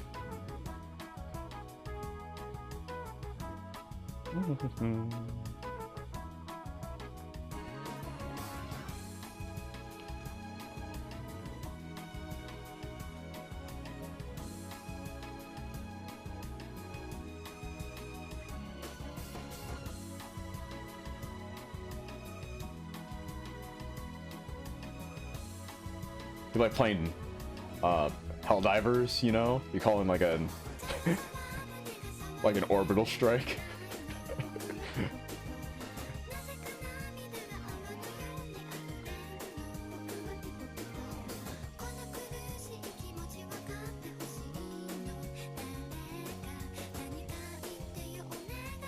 Oh yeah, that reminds me. I need to let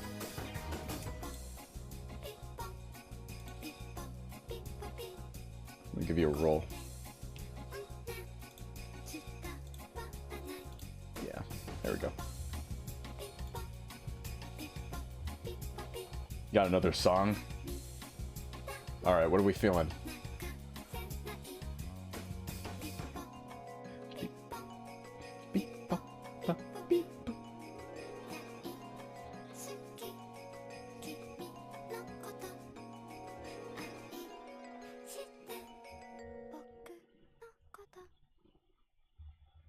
Damn. Who sings this? Sarani Poji. Oh man. Oh, look at this. Yeah, I didn't even see this compilation mix. Dang. Sugar Boo, Dear Heroes. All right, I may have to check this gal out. Sarani Poji. Took her to the OX Red. Took her to the OX Red. What is this? Took her to the O.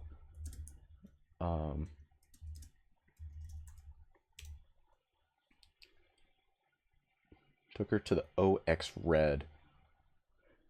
I can't. I got King Vaughn.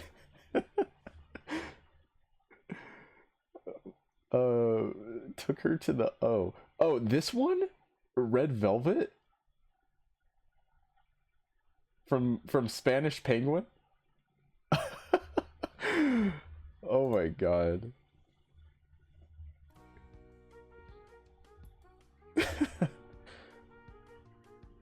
Do-do.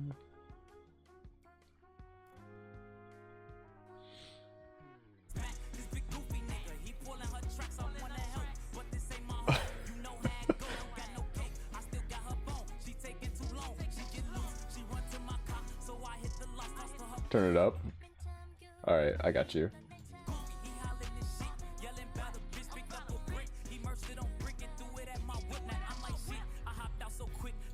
I'm gonna see if I can. Now Bonte quick, what you finna do? Cause this gon' make the news, gotta make your move. Told that bitch get in cause she looking confused. I broke the rules. Crying, plus this hoe is smiling and this bitch look cute. So we slide out, I'm checking my mirrors. Made it to the house, told her hop out. She say that she hungry, I not back, no doubt. I know you mad, cause I smoked your man. Left him on the curb, she started laughing. She say fuck that nigga, he from 63rd. Got some top from the stripper bitch. She from Cake the Kid, just bought a clock with a bullet clip. Boy, don't play with me, this bitch a hoe. Met her at the stove, you know how it go. She had it smoke, so I bought some dope. Took her to the O, just got some top from the stripper bitch. She from Cake the Kid, just bought a clock with a bullet clip. Boy, don't play with me, this bitch a hoe. Met her at the stove, you know how it go. She wanna smoke, so I bought some dope. Took her to the O. Took her to the O. What? Know how it go? What? Show. Oh, better blow. Dude. Oh my god. Man. This is so... Bro. These mashups, man. Like...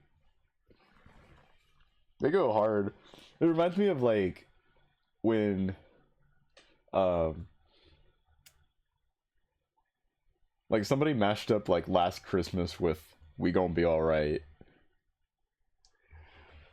Oh my gosh. That is crazy, man. Check Discord. Let's see. What do we got?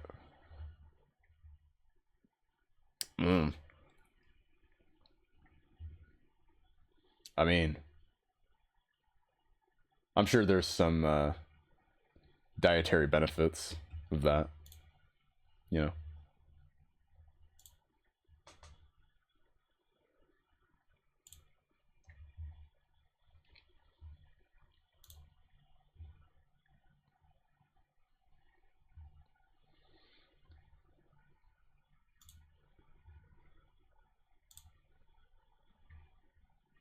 I guess it'd be tasty.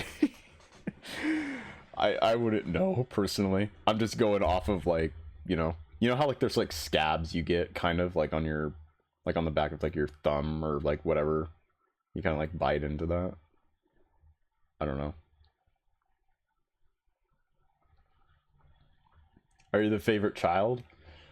I don't know what to say about that, but you've definitely livened up the stream, that's for sure. You're livening up the day.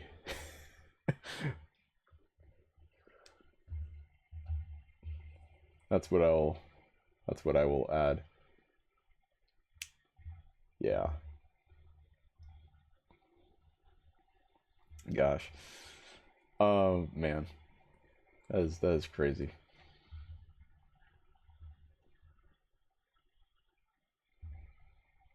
Anyways, I don't even know what to do now.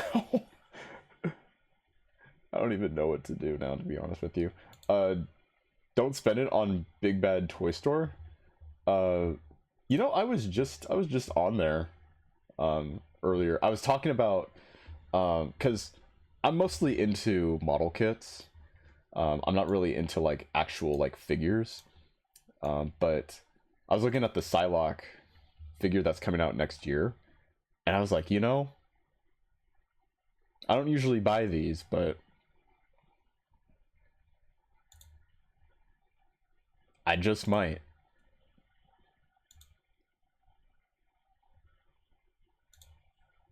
You know? My friend, he shows me his Broly figure every once in a while, like pictures of it. And it looks pretty baller. He got like a third party like pink skirt to go with it to make it more like movie accurate or whatever.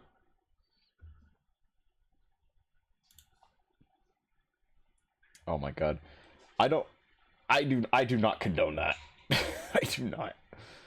Okay. I do not go off of the whole, you know, jar thing. No, I feel like my parents would find that. They'd rummage through my shit when I'm not home, and they'd be like, "Oh my god, what the fuck is this? Why is there a doll covered in mayonnaise in this jar?" That's what they'd say. Let's say, "Mom, I swear it's ranch." Yeah, it was my nephew. He got into my jar. He touched my figure with his greasy hands covered in ranch, and he put it in a jar and hid it.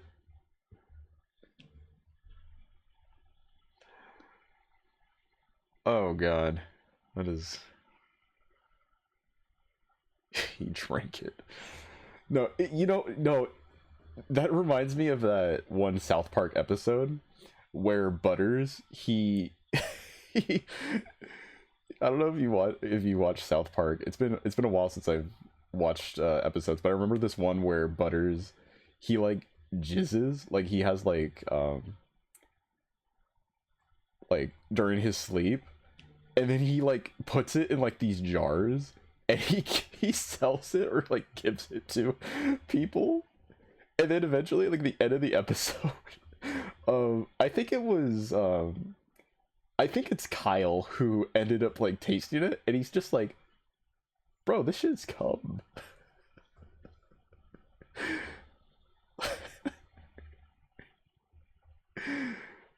Oh my god. Man. Anyways, shit, I don't even know what to even do. This is what I'm more interested in, Gunpla. I was thinking about like getting some water slides for the Zeta, possibly, because the water slides from Bandai aren't really good. But I did top coat it, which has seemed to work, you know, so far. Like, I've kind of moved it around, and the water slides seem to be fine. But I do have a few that are missing because they just like fell off and I can't find them anywhere. So I don't know, maybe I'll get some replacements. I might even make it a project to like just remove all the water slides and, you know, put these ones on. That might not even be necessary because I have the top coat. What is this? Go to YouTube, look up, what is this? Crackduke, and watch the Warhammer videos. Oh, what if I do want to be kissed? Then what?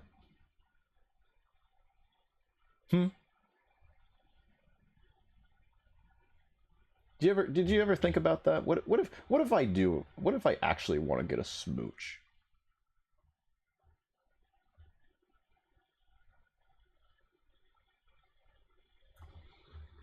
You like Dommy mommies? Is that right, huh? I mean, I can't really blame you there. I've listened to one too many mommy ASMRs at night. What is this? Crackduke,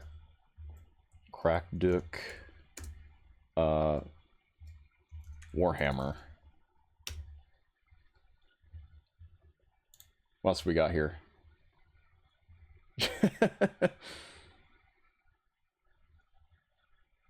Classic. Thank you, bro. Thank you, bro.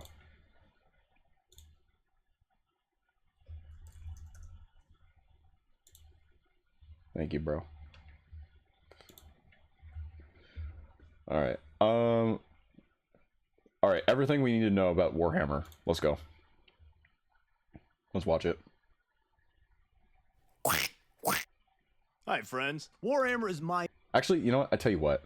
Let's do this.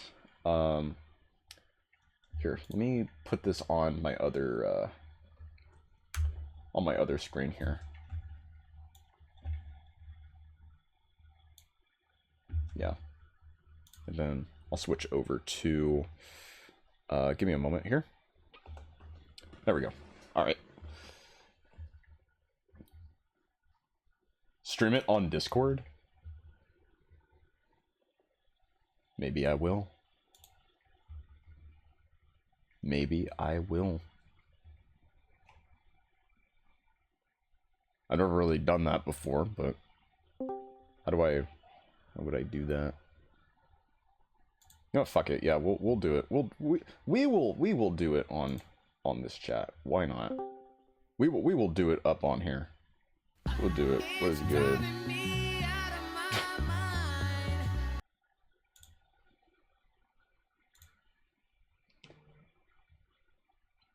That's why it's hard for me to find.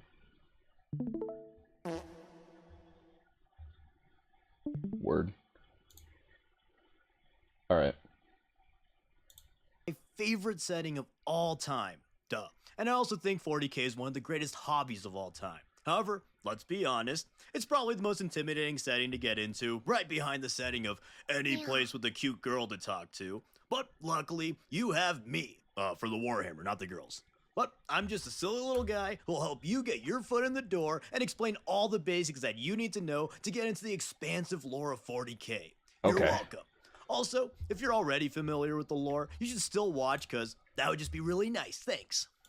Anyways, it all started much like our own universe, with the Big Bang and birth of the universe. Mostly because it is our universe, just with magic space lizards and stuff. Speaking of, a long time ago in a galaxy that's this one, magic space lizards called the Old Ones roamed the galaxy and created new species and planted the seeds of life on planets as they traveled the cosmos. Around this time, another species called the Necrontyr was beginning to gain prominence as well, but this progress was slowed due to a little affliction they had called super cancer, caused because our crappy planet's dumbass sun is a deadly laser.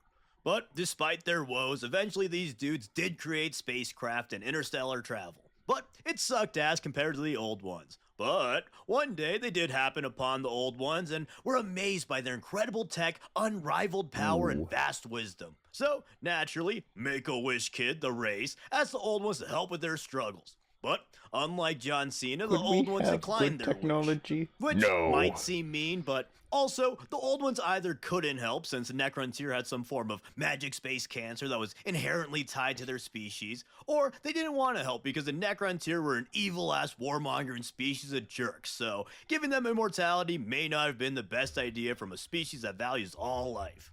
Anyways, the Necrontyr obviously didn't like this, and thus began the War in Heaven. Which is a topic in and of itself, but long story short, the Necrontyr found some star gods even older than the Old Ones, old ones if you will, made them bodies to talk to, allied with them since they promised the Necrontyr immortality. Yippee! Then they made the Necrontyr into soulless robot slaves. Not yippee, but also gave them the power to actually fight the Old Ones without getting instantly crushed. Yippee! Yippee! And the Necrons and the Old Ones had the craziest, most insane war in the galaxy ever. I know you've seen images like this and went, oh yeah, wow, that's pretty crazy. Goes hard as fuck. Well, the War in Heaven makes that look like two babies fighting over a cookie. The Old Ones made species to aid their war effort, most notably being the Psychic Eldar and the powerful Krogs. And they seemed to be winning until some funny guys called the Enslavers started killing everyone.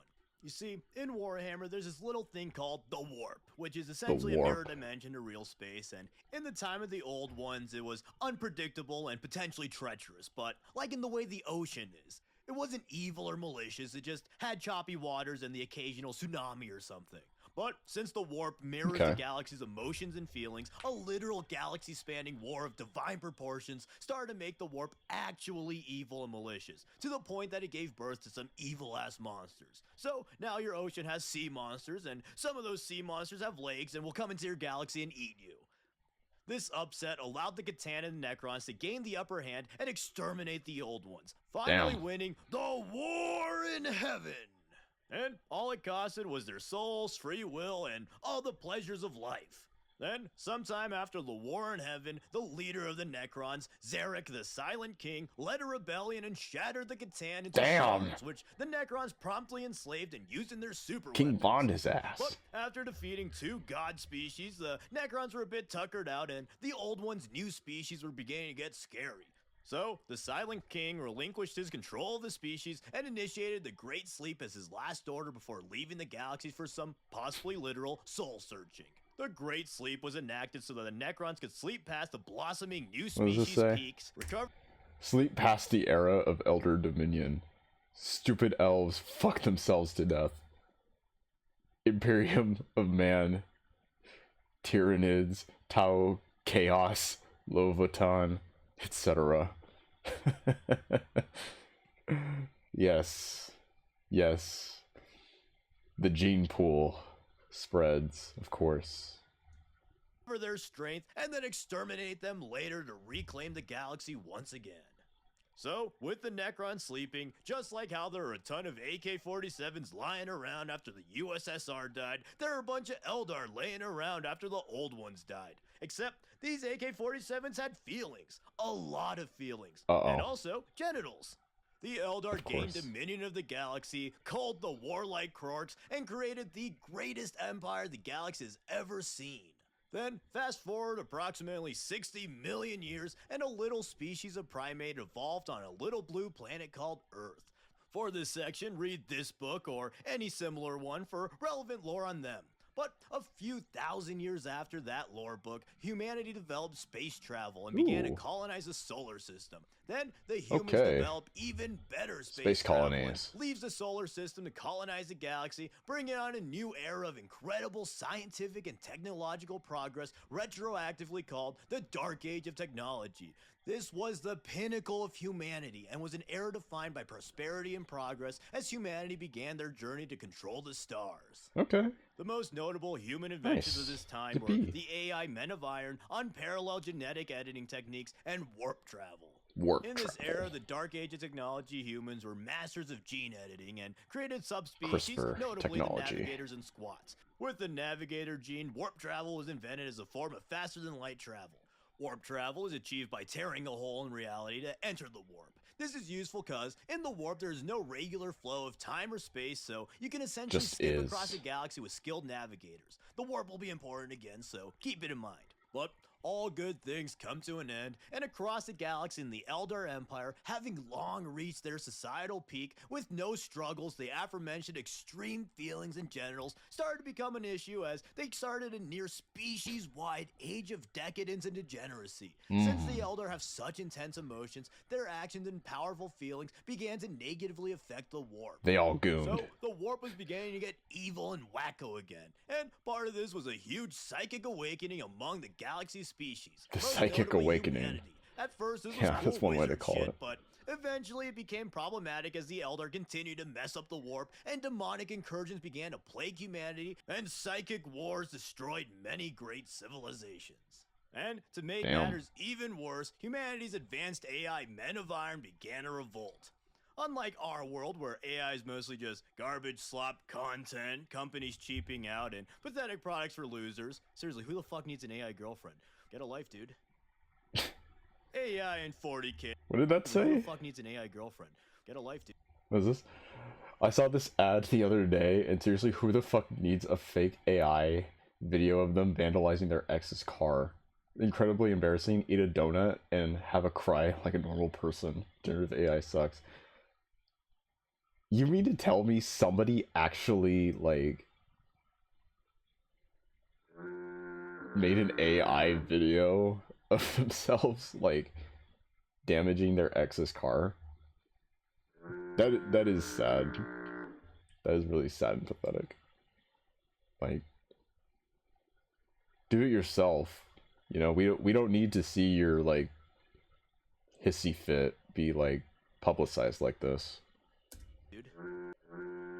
AI in 40K was actually cool robot dudes and helpful beings, but most of these men of iron eventually believed themselves to be superior to their creators, potentially due to the warp or perhaps just AI ego, and they led a cybernetic revolt. This apocalyptic war featured insano war machines on both sides and nearly annihilated humanity, but they were eventually able to defeat the AI at great cost. All AI was banned in humanity, and all the men of iron were exterminated. After this revolt and the growing warp storms, humanity was ravaged and shattered, ending their age of technology and leading to the Age of Strife. The Age of Strife was predictably defined by strife as the now mostly isolated human colonies separately developed and a number of wars began. Humanity fought demons, xenos, and other humans. Most importantly though, on Terra, humanity broke into clans of techno-barbarians led by great warlords. These techno-barbarians constantly fought in a sort of clash of clans, but one warlord would rise above all and begin to unify humanity once more. A little guy known as the Emperor would finally reveal himself and his legion of genetic super soldiers known as the Thunder Warriors. With his Thunder Warriors and Custody legions, the Emperor would begin the Unification Wars. Meanwhile, the Elder Empire had finally reached a breaking point in which their excessive ways became so excessively excessive, it gave birth to Slanesh, the literal god of excess, and she devoured most of the Eldar, save for the Craft Worlds, Exodites, and some other small remnants. This caused even more warp chaos, since the Chaos God ranks went up by a beefy 33%.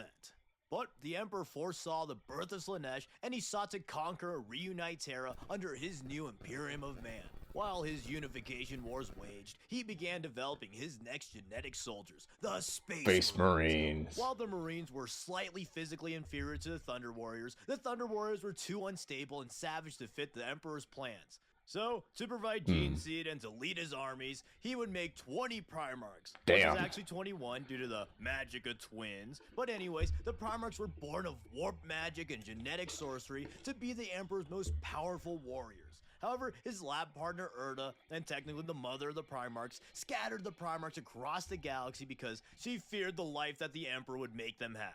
Or, there's also a cool little theory that the Emperor himself scattered the Primarchs and then blamed Erda for some big scheme of his. Luckily for him, though, even with the Primarchs scattered, the Emperor was still able to develop the Astartes. But without them, there were some legions that developed gene seed mutations and other weird things. But anyways, about a century after making the Space Marines, he had the Custodes and Space Marine 1st Legion eliminate the Thunder Warriors. Most notably out Mount Ararat, and later the Palace Coup, marking the end of the Unification Wars as he now had dominion of Terra. With the unified Terra, he began to enact his grand plan to destroy chaos. Key parts of this plan were to create an imperial version of the old one's webway, which would eliminate the need for warp travel, and to abolish all religion, as well as making it clear that he was not a god. These would theoretically weaken the Chaos Gods enough to create a new golden age free of warp taint. And from there, he would launch a great crusade to unify the rest of humanity. He first conquered the moon and allied with the Mechanicus of Mars to supply his armies with the equipment and vehicles needed. Throughout the crusade, he slowly reunited with his sons, and he recruited them to his cause. And, luckily for him, most of the Primarchs gained rule of their worlds or even systems, making those freebies for the Emperor's conquest.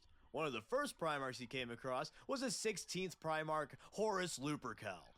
And Horus proved to be the best Primarch of all, and the Emperor's favorite. Horus Lubricant. Horus was not only a great warrior, but he was an extremely charismatic leader and skilled tactician. He was one of the most successful Primarchs in all of their conquests. He was wholly devoted to the Emperor, and he was one of the few Primarchs to be almost universally respected among his brothers. Yeah. Due to this, Seems like the a chill Emperor would dude. eventually crown Horus War Master, taking the Emperor's place, leading the Great Crusade so that the Emperor could focus on developing his secret webway project. And this was great. Horus was the obvious pick for War Master, and he did a great job. Then, sometime after that, the Primarchs and the Emperor held the Council of Nicaea, which resulted in the banning of the use of psychic powers. Does he This know? will be important later, so keep it in mind.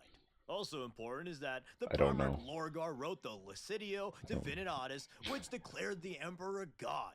which, if you're paying Shit. attention, is literally against everything Yeah, that the Emperor stands wanted. for, so he banned Lorgar from worshipping him. Banned. But you know what they say, Banned. worshippers gonna worship on a warship. And on the planet Acadia, Lorgar met a demon prince who convinced Lorgar to join Chaos and betray the Emperor. Oh, After shit. doing so, he genocided the Cadians to cover his tracks, and the planet was later recolonized by loyalist Imperials. Then, unfortunately, one day, Horus would get mortally wounded by an evil-ass dagger, gifted to a rebel leader by the son of Lorgar, Erebus, everyone's favorite little Erebus. guy. More like After being wounded, Era-ass. Horus made a pact with mysterious dark powers to survive his wound, officially beginning his fall. Magnus, being a powerful psyker, foresaw Horus's heresy and set out to tell the Emperor. The fastest way to alert his father was to, quote, do nothing wrong and astrally project himself to Terra against the Emperor's express orders not to use psyker powers under any circumstance whatsoever. Before even reaching the Emperor, though, Magnus would encounter a powerful psychic barrier, and in his desperation, he accepted the help of a mysterious entity to break through the barrier to alert the Emperor. But that was a trick from the god of tricks, Zeech, and breaking the barrier shit. allowed a demonic incursion to destroy the Emperor's Webway project, You eventually fool. dooming humanity. And for 10 years, the Custodians and Solar Forces fought the demons off in the War in the Webway. Meanwhile, the Emperor sent Lehman Russ to bring Magnus back to Terra for his transgressions. And along the way, Horus would tell Russ that the Emperor had ordered him to change Lehman's orders to kill Magnus instead of detaining him. People say Lehman was dumb for this, but he really had no reason to doubt it, considering that Horus was War Master, and at this point he had no reason to believe him a traitor. Plus, he hated that Magnus was so arrogant with the warp, so he happily obliged. So, at the burning of Prospero, Magnus and his 1,000 sons were thoroughly beaten by the wolves, and Russ shattered Magnus, Damn. which concretely aligned Magnus with Chaos as Tzeentch pulled him and his legion Broke his into back. the warp. Soon Like after, Bane. Horus launched the Horus Heresy at Isstvan III, killing the Loyalists among his legion, the Death Guard, World Eaters, and Emperor's children. Die, Loyalists. Fortunately, Loyalist Death Guard Nathaniel Garo was able to escape and warn Terra of the betrayal, causing a retaliation force to be sent by Dorn to intercept Horus on Isstvan V. Nearly all of the Salamanders, Raven Guard, Word Bearers, Night Lords, Alpha Legion, Iron Warriors, and Iron Hands were sent to the planet. After some fierce fighting, the Word Bearers, Night Lords, Alpha Legion, and Iron Warriors revealed that they too were traitors and ambushed the 3 Loyalist legions, killing Ferrus Manus and nearly wiping out all 3 of the legions. This was crucial to Horus's efforts, as the Loyalist forces were essentially down 3 legions, and when he was War Master, Horus also diverted the best gear and resources to his allied traitors. This meant that the smaller traitor force was able to even the odds and gain valuable allies like half of the Mechanicus to wage war on the Imperium. So then, the Horus Heresy happened. Lots of Space Marine battles and Primarch drama, yada yada. This all culminated in the fateful Siege of Terra. As the Terran forces clashed with the Traitor Legion and Demon Hordes, the Emperor, Dorn, and Sanguinius teleported onto Horus's flagship to kill him once and for all. Here, Sanguinius was brutally killed by Horus, and the Emperor dueled his son. Horus had the Oh, power man. of all 4 Chaos Gods coursing through his veins, and he Got the mortally Infinity wounded the Emperor. Stones. But Damn. the Emperor blasted Horus with Oh. a giant psychic attack that deleted his soul. I'm gonna and blast earned you. the Oh, I got a Emperor bigger very blast. Dorn brought the fatally wounded Emperor to Terra and put him on the Golden Throne to keep him alive, light the Astronomicon, and keep the demons at bay. The Emperor was technically alive, but he might as well have been dead, as he was If essentially we got a any big Dommy psychic mommies battery in for the throne. chat. Once Horus was vanquished, though, the Ultramarines and Dark Angels arrived in the system, and with their huge armies, they were able to beat back the remaining traitors. Then, Guilliman took control of the Imperium, enacted crucial changes to prevent another heresy of large scale, came into conflict with some of his brothers, most notably Dorn, due to said changes, but Dorn eventually relented as he didn't want a second civil war. Meanwhile, the traitors scattered and broke into warbands due to a lack of leadership and infighting. Additionally, the traitor Primarchs retreated into the warp, and the loyalist ones also went off someplace one by one, including Guilliman getting mortally wounded by a demon Fulgrim and put into stasis. And so, with the Emperor essentially dead and most of Primarch's gone, just like how George Washington's final wish was for America to not make political parties, and they honored their legendary leader by immediately ignoring that, the Imperium honored their legendary leader by immediately ignoring his wishes and creating the Imperial cult, based on Lorgar's Licidio Divinitatis, and worshiping the Emperor as a god and martyr, setting the Imperium on its path of stagnation and decline. And then after that, the Battle of Fang, War of the Beast, Age of Apostasy, yada yada, a bunch of relatively unimportant filler to get us to our favorite setting ever, Warhammer 40k. Yeah! Ooh, Warhammer is a lot cooler than 30k because we got aliens, baby. Whoa! I mean, 30k also had aliens, but there were non-threat side characters after the triumph of Olinor. But anyways, by this time, the Got more galaxy badass is crazy aliens. style with endless wars going on all over the place. Along with the threat of chaos, the Orcs regained prominence, the Eldar occasionally waged wars, the Tau Empire formed, the Tyranids were attracted to the galaxy, and the Necrons finally began to wake up again. The perfect setting for a war game, with factions constantly fighting and doomed to a slow decline.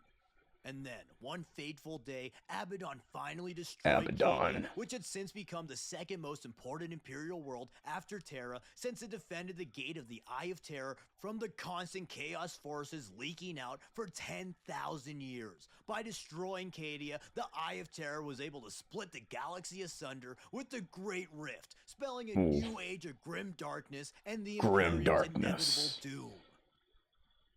Oh, except luckily the Imperiums were able to revive Rabute Gilliman from his being dead nap, and right before he died, he luckily commissioned a giant legion of Primaris Marines who are the biggest, bestest, most powerful Marines ever, and they were able to fight back chaos and good old What is this?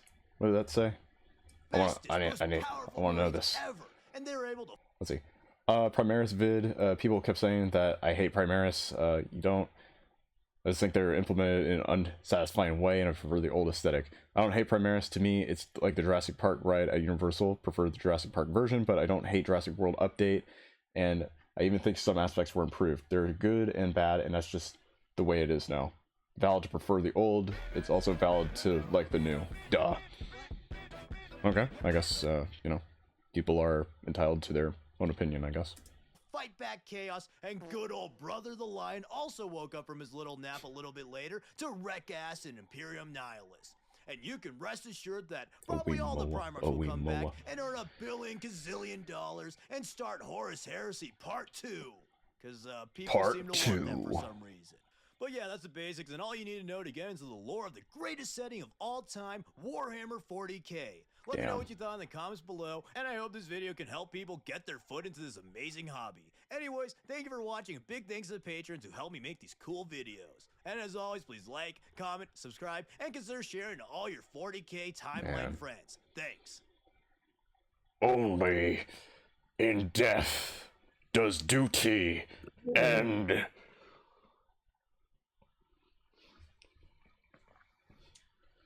Word. Man. That was educational. That was... Wake up to reality. That was pretty baller. Semtex out! Alright. Let's learn about factions. Do it grip? You know, when I'm you ever like go to the toilet and you like, you know, like you really like gotta like really like relieve yourself, like you get like like really just gotta like take a huge dump, you know, and then like you just clench your ass cheeks once it's all out, you know. It really do be like that, you know.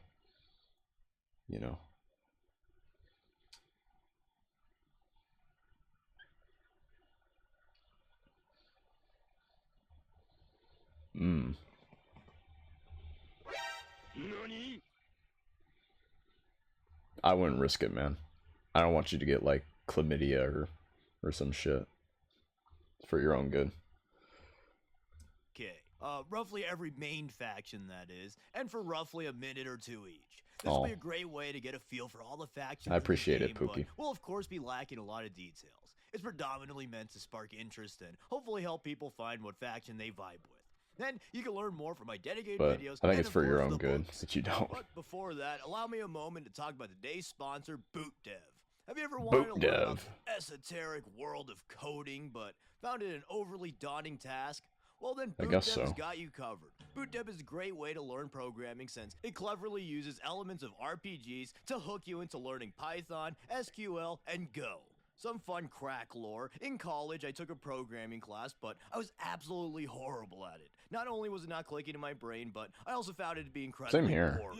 Luckily, though, the devs of BootDev know that one of I the had biggest to learn a hurdles little in bit of coding is the for boring grind. So they had the crazy idea of it was making their for lessons a more like the notoriously a fun and phonics addicting class. things called Like video phonics games. used in like You can earn technology. XP, level up, get achievements, do quests, and fight Yeah, I had to bosses, learn like a all little the bit while of you're completing Python coding. legitimate coding lessons. And the courses are specifically designed to help you learn the skills needed to pass technical interviews and actually get a career. It's been a program. long ass time And since if you I've want to try it out, there's even a done free something demo like that. and a 30-day no But yeah. questions asked refund policy on the full course, so you can see if the lessons are right for you with minimal risk.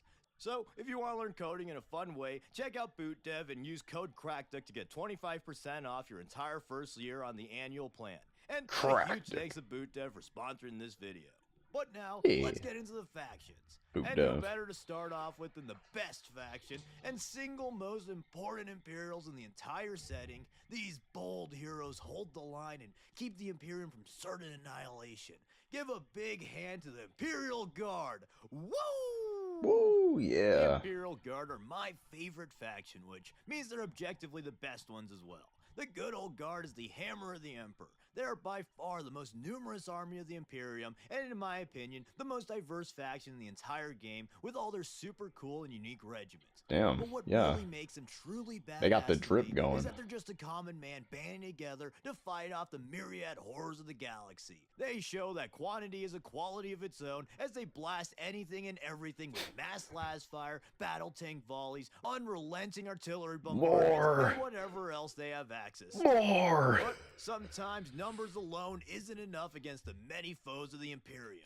So, the Imperial Guard is also home to some of the most brilliant strategic minds in 40K. Man, look at these guys. One of the few things that base humans can naturally go toe-to-toe with the other crazy-ass factions in the game is tactical genius. Guys like Lord Solar Macarius and Lord Castell and Ursarkar Creed are consistently stated as some of the greatest tactical geniuses in a setting of demigods and mega-advanced alien species. The Guard truly embodies all of humanity standing together to fight till the very end for what little hope they still have.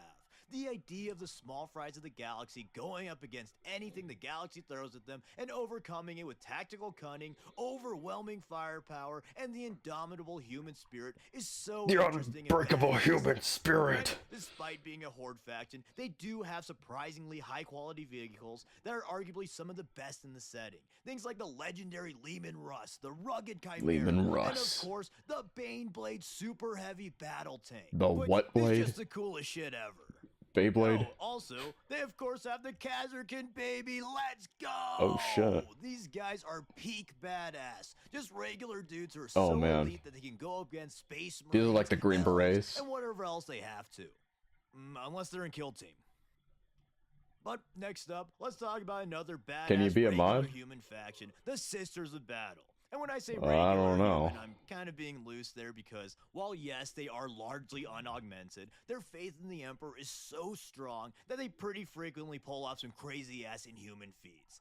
The Sisters of Battle are an all-female order of zealots who serve as a standing army of the Imperial Ecclesiarchy. Nah, fuck They're it. the I mean, we don't finest really traits have that of many extreme people. faith. They are one of the I mean, I do have if mods, not but the they most don't. zealous factions in They're the not always entire here. setting, which is saying a lot. Their faith is I mean, I don't know so how frequent you'd be powerful that here, it but, causes you know. literal miracles to manifest, and they can even summon living saints to aid them in battle and absolutely wreck shit. The Sisters of Battle are a regular human faction just like the Guard, but they're also standard equipped with bolters and power armor like Marines. They don't have augments, so they aren't quite Marine level, but Yeah, they're a there you good go. middle ground between the Guard and the Alright, Marines. have fun. Combining this with their faith boost, they can do Yep, pretty go- well against go Marines crazy. and the other scary-ass foes of the galaxy.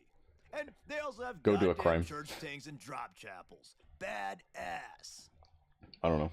Then, another important branch of the Imperium is the Adeptus Mechanicus. The AdMech Adeptus is responsible for Mechanicus. manufacturing all of the Imperium's gear, as well as recovering long Oh yeah, lost these were the guys SPCs from Mars, in order right? to relearn how to build the machines and items of ancient Dark Ages technology humans. The Adeptus Mechanicus are another incredibly religious faction, but they worship the Omnissiah, who is technically the Emperor and technically not. And part of their religion is they perform rituals to appease the machine spirits whom they believe to inhabit all pieces of technology. While Scientology. these rituals are largely implied to be routine maintenance and operating procedures, there have been instances of machine spirits actually doing things. But beyond finding, making, and repairing machines, the Mechanicus also, of course, uses said machines to fight. The Legiones Skitaris. These are the Mechanicus' military force and is composed of the Cyborg Skitari, Tech Priest Generals, and of course their powerful war machines and weapons. Unlike the latter two factions, the Mechanicus is made up of heavily augmented humans. All Mechanicus members seek to augment their bodies with as many cybernetics as possible, disposing of their weak flesh in favor of the certainty of steel.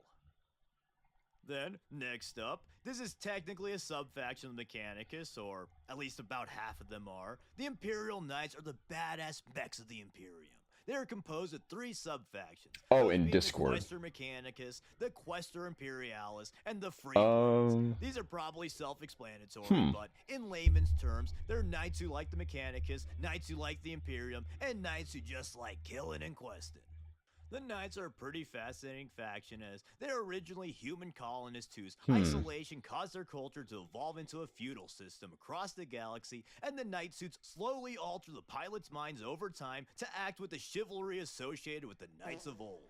And beyond their unique culture, the Knights are the biggest things on the tabletop, other than Titans, but those almost Let me take a look at the mods real quick. In war, they're called to war zones when the Imperium really needs to bring the herd. These guys are ultra-powerful god machines capable of raising entire armies all by their lonesome.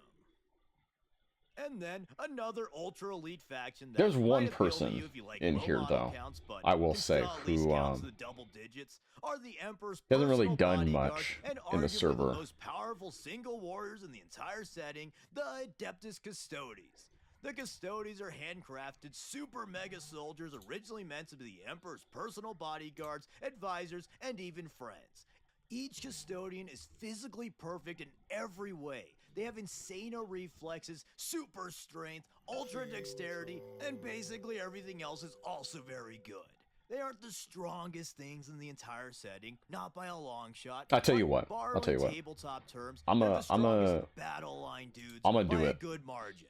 For a long while, they isolated I'm gonna do themselves it. to the Imperial Palace on Terra to wholly dedicate themselves protecting the Emperor. All right, go after crazy. his little father-son Go bonding commit wars. crime.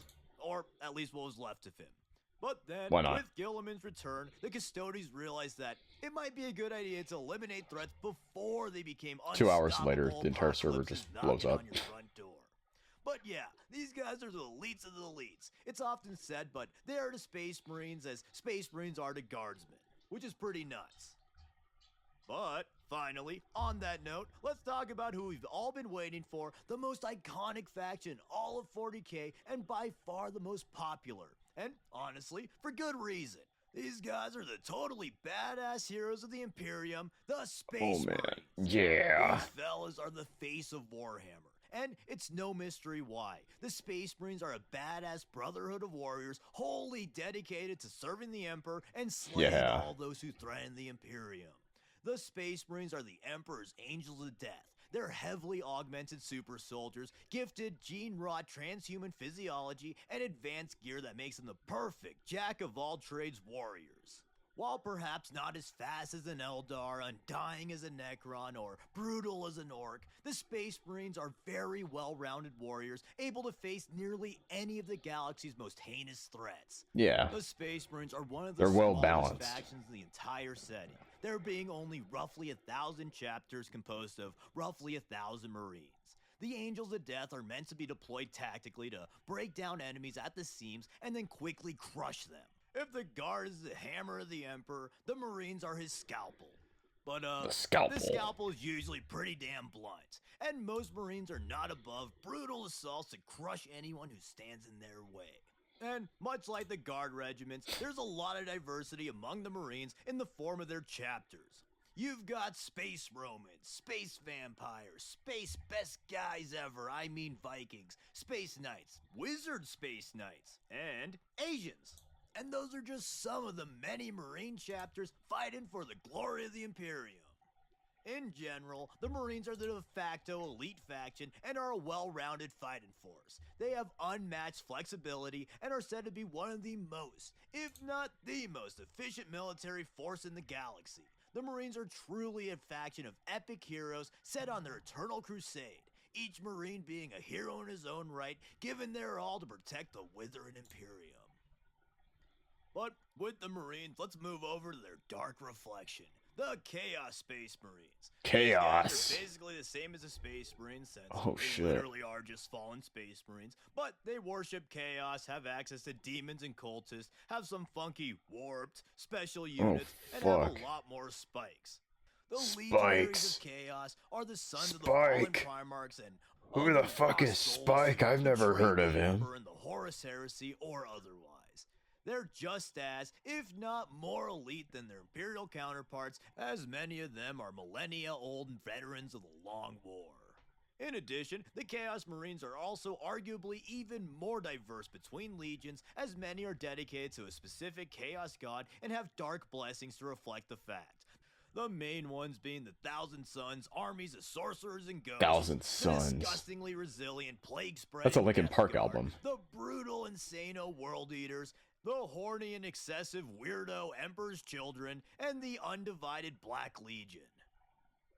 And then, expanding on Chaos, there are of course the demons of the Chaos God. Oh, shit. In 40k, demons are shards of their patron god brought to life to wreak They're havoc in the demons. Materium and perpetuate chaos within They're the world. freaking These intergalactic orcs spawn dimensional break into the invaders. material world through wanton psychers, dark rituals, or a number of other marines. They seek to further their god's goals in the great game and tear reality to shreds. Demons can take an Tear it infinite apart. amount of incomprehensible forms, but the most common are the lesser demon ranks. The brutal bloodletters of Khorne, the vicious and graceful demonettes of Slanesh, the sorcerous horrors of Tzeentch, and the gross plague bear and plague bearers. But they've also got big boy threats like the Greater Demons, Demon Primarchs, and my personal favorite, the Demon Princes. And on the topic Demon of chaos, Prince. I might as well mention the Chaos Knights. Dang. To be honest, I don't really know a ton about these guys, but they're basically Imperial Knights, except they got spikes, cool elephant tusks, and they fight for chaos. Similar things can be said for the Dark Mechanicum. But now, let's move over to my favorite enemies of the Imperium, the Xenos. Ooh. And let's start with my favorite Xeno species, the Orcs. Oh, The yeah. Orcs are the most prolific threats of the Imperium, and probably galaxy as a whole, as they are currently the most numerous Xeno threat in the galaxy. They inhabit planets across the galaxy in near infinite hordes broken into various clans who go planet to planet to fight the bestest foes in their great wars. The Orcs are a warrior race born from the Slan in the War in Heaven. These funky green fellas are funny little guys who love war and war accessories. They just want to have They just fun battle. and totally wholesome. Is what I would say if I was an orc, aka a fool. In reality, the orcs are sadistic and savage Xenos that revel in the endless wars of the setting and inflicting as much suffering as they can to everyone else in the galaxy. And have along with fun doing themselves. so. And Yeah. honestly, the juxtaposition of the silly, funny fellas they see themselves as and the scary, horrible monsters that literally everyone else knows them to be makes the orcs really fun and interesting. And even better, their jury-rigged arsenal and hodgepodge vehicles make for super fun kit bash projects. They also have a very fun culture born of their extreme stupidity clashing with their gene-rot know-how. Perhaps the orcs' most iconic trait is their light reality manipulation from their psychic gestalt. While not as extreme as memes might make it out to be, this is nonetheless a very powerful ability and can manifest in fun ways like making yellow rockets blow up harder or blue helmets make you more lucky. Basically, if enough orcs believe it hard enough, it can manifest in the real world. In the grim darkness of the far future, there is only war. And the orcs are absolutely loving it. And then, moving on to the orcs' war in heaven cousins, we have the Eldar. The Eldar are a psychic species made by the old ones in the war in heaven. And are far more graceful, made in heaven, intelligent, and stronger than the average human. But they're most known for their extreme speed and skill. In battle, they're often only seen as blurs, unleashing hails of shurikens and blades on their foes. Doubly so for their aspect warriors, who are some of the most, if not the most, skilled warriors in the entire setting. The Eldar once had the single greatest empire in the entire galaxy. But then they partied too hard, birthed the Chaos God, got their souls eaten, are now only survived by relatively small They gooned groups of too close to survivors. the sun. That's what happened. The most prominent Eldar subfaction are the Craftworld Eldar. Inhabiting planetoid-sized craft worlds, the Craftworld Eldar do all that they can to preserve their dying culture and keep their fleet and race alive. Pun intended. Their armies are mostly composed of the militia guardians, but they're also joined by the elite aspect warriors who dedicate themselves to select warrior paths. But the true power of the Craftworld Eldar are their incredibly powerful Psykers. Although they're a mere shell of their War in Heaven counterparts, Eldar Psykers are still generally the most powerful in the setting and are absolutely gnarly-ass insanos helmet on the battlefield. And then moving on, the Eldar also have a few interesting sub-factions, most prominently being the Dark Eldar, Harlequins, and Ynnari. The Dark Eldar are the sadistic and evil Eldar who survive the fall by hiding in the webway city of Kamara and replenishing their souls through inflicting torment on their victims. These guys are even quicker and more vicious than Craftworlders, but can't use their psychic powers since they're more vulnerable to Slanesh. Then, the Harlequins are the funny clown elves who worship one of the few surviving Eldar gods, the laughing god Kegrak. These funky fellas move through the webway and appear where needed in order to achieve the esoteric goals of their god. The Harlequins view battle as a performance and ravage their foes in dramatic flourishes and theatrical performances. Then finally, we have the Ynnari. These are Eldar who worship the Eldar god of death Yned. And they're made up of all sorts of Eldar and seek to collect all of the crone swords in order to do a ritual called the Seventh Path that would resurrect Yned and sever their ties to Slanesh. But these guys are pretty forgotten and irrelevant now, so womp womp. Damn. Speaking of irrelevant and forgotten though, there's also the Eldar Exodites who are like cool Amish Eldar who choose to live simpler lives free of many of the Eldar's advanced technologies. But the most important thing is they have Dino Riders, baby! Oh shit. Woo! They got Coolest Yoshis. shit ever. Too bad they'll never get any models or love or attention or really anything, honestly. But now, finally, rounding off the War in Heaven trio, we have the ancient foes of the Eldar and debatably most powerful faction in the setting, the Necrons. The Necrons are the spooky, scary skeleton robots dead set, no pun intended, on reclaiming their lost glory. After winning the War in Heaven and shattering the Catan, the Necrons were a bit tuckered out, and they went into the Great Sleep in order to wait for the Eldar's might to blow over so they could easily reclaim They can the take galaxy. over. However, Sleeper smart agents. as he may be, Literally. the Silent King didn't account for technological degradation and these funky primates creating the grimdark setting of Warhammer 40k. Yeah. And so while the Necrons slept past the Eldar's heyday, they're now awakening in a degraded state in a war-torn galaxy. But even still, the Necrons are an apocalyptic threat that would be nigh unstoppable. At least if they could get along, take their pills, and drink some coffee. Too bad they're robots, and robots don't drink coffee, silly. That drink's for adults.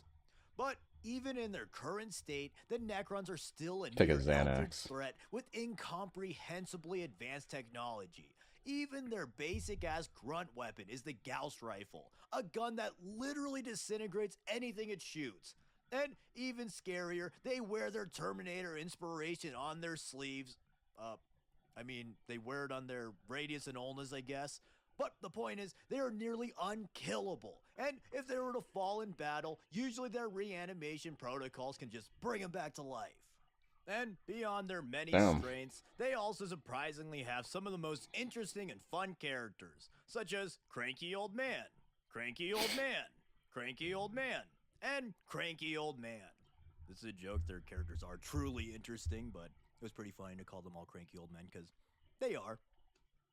But another technologically advanced race that is on the exact opposite of the age spectrum are the new kids in town. The Tau. Oh shit. The Tau are the youngest faction in the setting and are New kids on the known for block. their rapid technological development brought on by their mysterious leaders, the Tau. Ethereals. In a setting of stagnation and decline, the Tau set themselves apart with their blazing technological advancements. Or at least they kind of used to. I mean, they still advance the fastest, but everyone's advancing nowadays. But yeah, get with the despite times, being bro. historically overhated in the community, the Tau are a really cool little race that are technically the good guys of the setting. Because when you're in a room with Baby Stomps a lot, best known for stomping a lot of babies, Eviler Skeletor, and literally Satan, I suppose the warmongering imperialist ultra-authoritarians are the quote-unquote good guys. But anyways, The lesser of the Tau have a evils, lot I going guess. for them. I don't know. Although they're the smallest faction in the setting, their advanced battle suits and weaponry allows them to punch well above their weight. And coolest of all to me is that they're basically the 40k Covenant and have a bunch of Xeno auxiliaries in the Empire fighting for the greater Kirby. good. I just wish that this was represented on the tabletop a little bit more. Next up, we have a technologically advanced race known for being relative good guys of the setting and being shorter than the average faction. But also, Rock and Stone! The Leagues of Votan are the dwarves, baby! Let's go. In the last year, they've grown a lot on me. In the space fantasy of 40k, the Votan are the closest we have to an honest-to-emperor sci-fi faction. Dwarf faction, These baby. Cool short guys were once humans of the Dark Age of technology, or perhaps Dark Age of technology men of stone, who were sent to the Galactic Core with the help of the advanced AI Votan cores to exploit the core's vast riches. But for whatever reason, these prospectors remained in the core and developed their culture and physiology to the kin that we know and love today. Each kin is selectively cloned into ultra tough and very short guys. And these guys are honestly kind of wholesome, at least to each other. Interestingly, they even have completely sentient AI who they treat equal to biological kin. In my opinion, these guys are honestly way nicer than the Tau, again to each other as they're slightly more xenophobic, but they literally are largely defined by their wholesome family values. Wholesome family values and callously ravaging entire living worlds for the sake of profit, that is. These guys are the faction Family for you and if you like capitalism. ultra tough dwarves, I and love it. trust me, they are annoyingly durable, super strong firepower, and quick mechanized assaults. Or if you just think fantasy dwarves are funny, but would be a lot funnier with crazy-ass science guns. Oh, and of course, they have their iconic grudges. But finally, for the Xenos, let's talk about perhaps the most alien faction. These guys are aliens among aliens, as they aren't even from this galaxy. The Tyranids are an extragalactic species who has but one goal. Eat, Evil. eat, eat. The Tyranids are a seemingly unending horde of dinosaur bug Flood. monsters controlled by an ancient and vast hive mind. And these Yeah. guys are perhaps the biggest threats of the 40k universe. I still think it's Chaos or Necrons, but whatever. The Tyranids are a true eldritch horror. They employ a number of terrifying bioforms that consume all they come across and evolve at a terrifying rate to match whatever enemy it faces. But despite its bestial nature, the hive mind is no mindless beast. In reality, it is extremely cunning and creates bioforms and strategies that keep even the most powerful strategic minds and most legendary heroes on their toes. These crazy-ass bugs literally evolved to eat demons after all. Actually insane. Damn. So, if you want to play as an unrelenting carpet of death with the occasional giant awesome monster, then the Tyranids might be for you.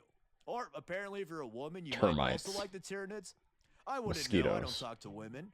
But anyways, I also like to make a Damn. quick mention of the Tyranid super cool I did not sub-faction, suspect that. the Gene Stealer Cults. These guys are cults that form from gene stealers sent to Gene plants to covertly stealers. take them over through generations of steamy hot sex.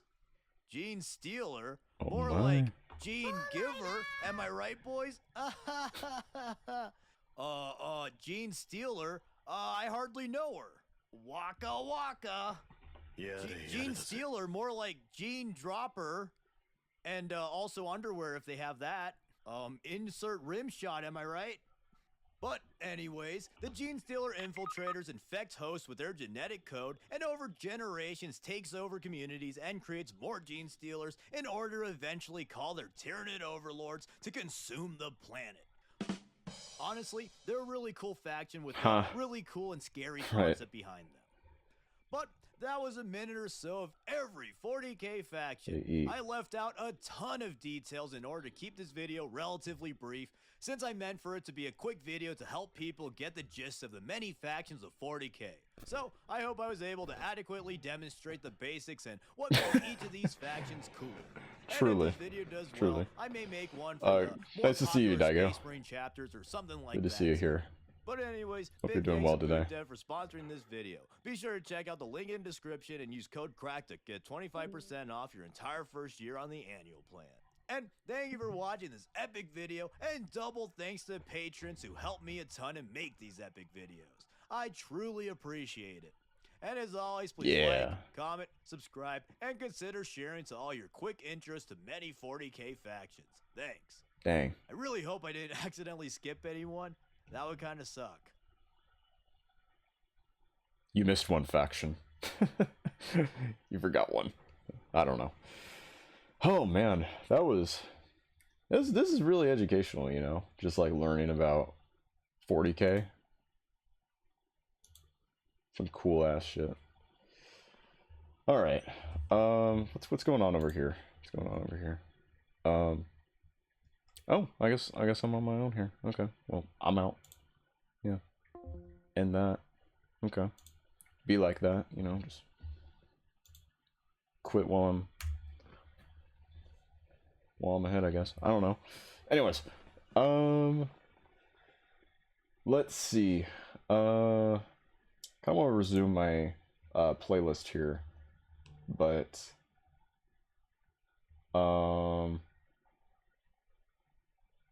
yeah, Gen Z mental health. What were we talking about again? Where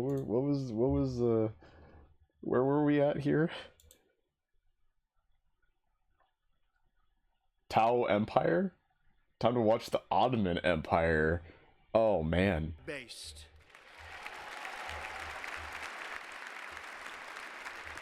Man, that's for sure, Daigo. That is for sure. We take over. Really good at masking, wearing a smile because it's too much trouble to get someone to understand. Sadly, we wear these masks so much that the people around us start to think the mask is who we really are.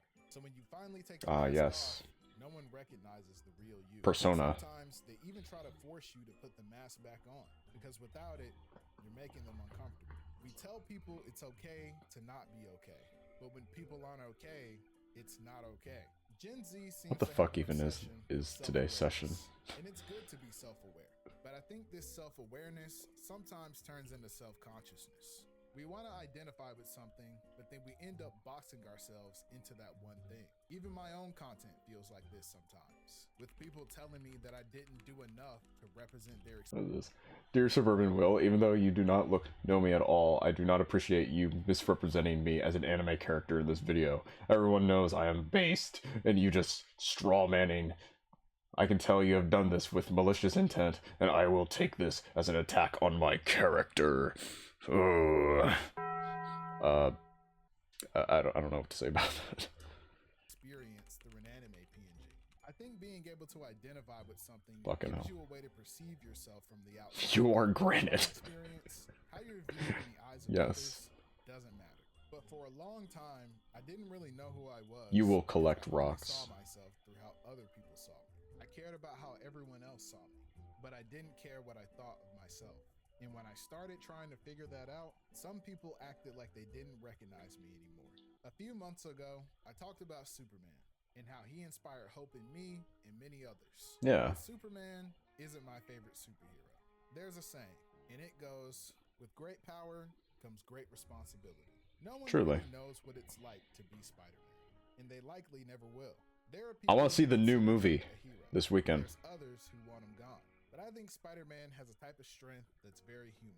To want to quit and give it all up, but decide to keep going. I think it's just great to see Spider-Man finally return to form.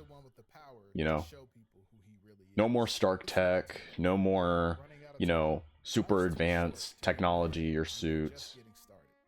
Just basic, you know, Spider-Man.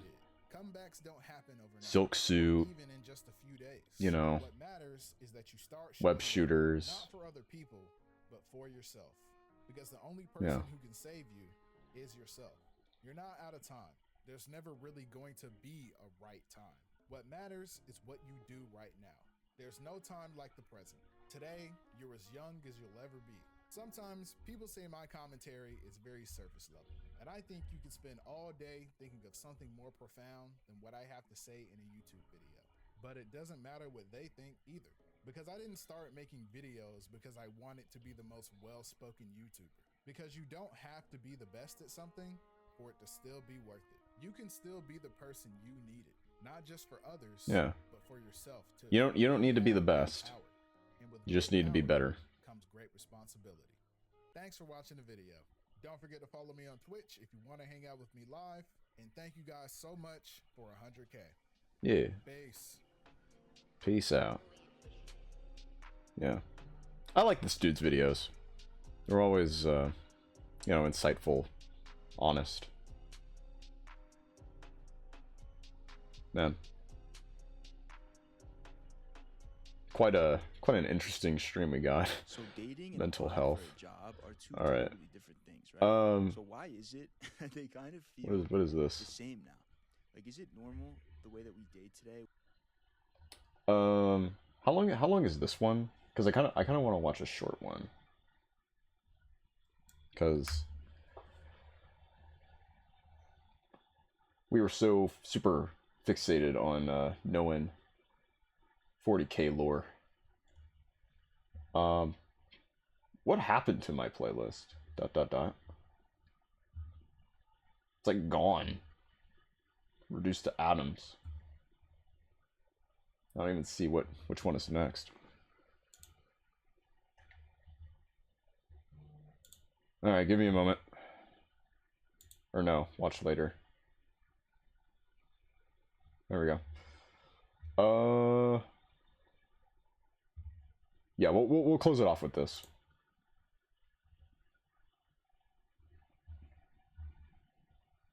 I think this looks cool. Hell yeah. Yeah, this is what we'll watch. All right. I've seen these Street Fighter like summer artwork books before, but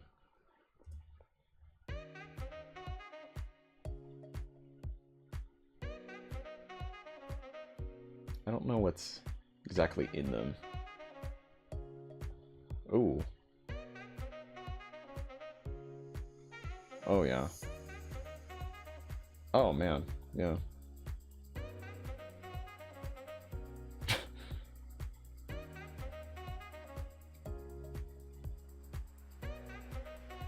That's a dope one. Rashid. Oh, that's pretty cool. Chun-Li.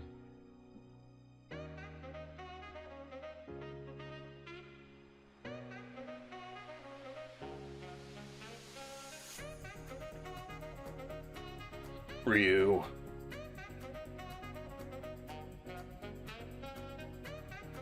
Baller. Ibuki.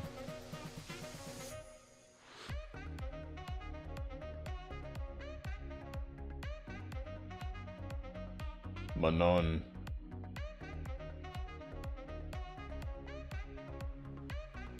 Yeah, this is really just like a art book compilation.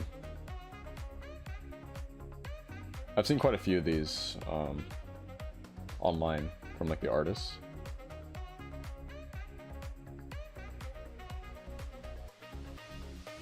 Yeah, like Iron Pinky.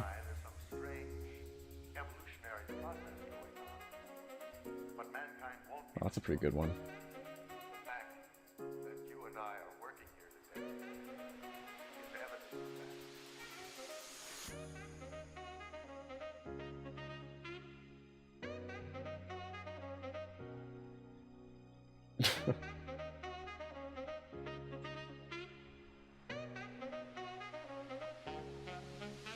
Dan.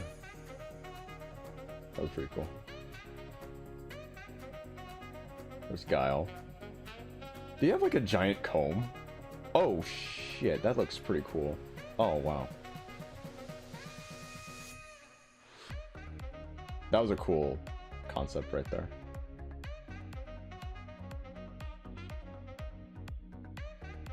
Alright, some bridal gowns. Swimsuits, yeah. Oh wow, this is like the makings of some of these. That's cool.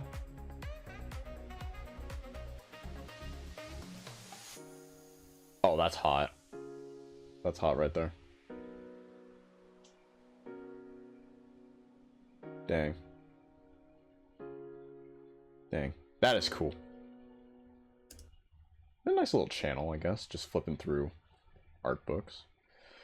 Alright, guys. So I do gotta dip. I got some things that I gotta take care of for the rest of the day. But yeah, thanks for being here, everybody. I do appreciate it. And wow, what a complete clusterfuck of a stream it was. Undoubtedly. So yeah, tomorrow we're gonna be playing. We're gonna play more Persona 4 Golden. Originally, I was thinking to do it in the afternoon, like today, but I think instead I'll just have it be. I think I'll just have it in the evening, if that's all right. Okay. So, anyways, that's gonna be it for today, guys. Thank you all for being here. Tree Liams, I appreciate you being here. You know, gifting subs and stuff. Like, it's pretty awesome, dude. You know, very, very dope of you. Dope, best, and super late. Yeah, but anyways, Daigo, appreciate you being here, and yeah, I will see you all maybe on the next one. All right. Yeah, is Toki live right now? Yeah, I don't know if Toki is live, but anyways, yeah, I will see you guys on the next one. Okay, y'all go ahead and have a good rest of your day, and yeah, I'll see you all later. Okay, peace out.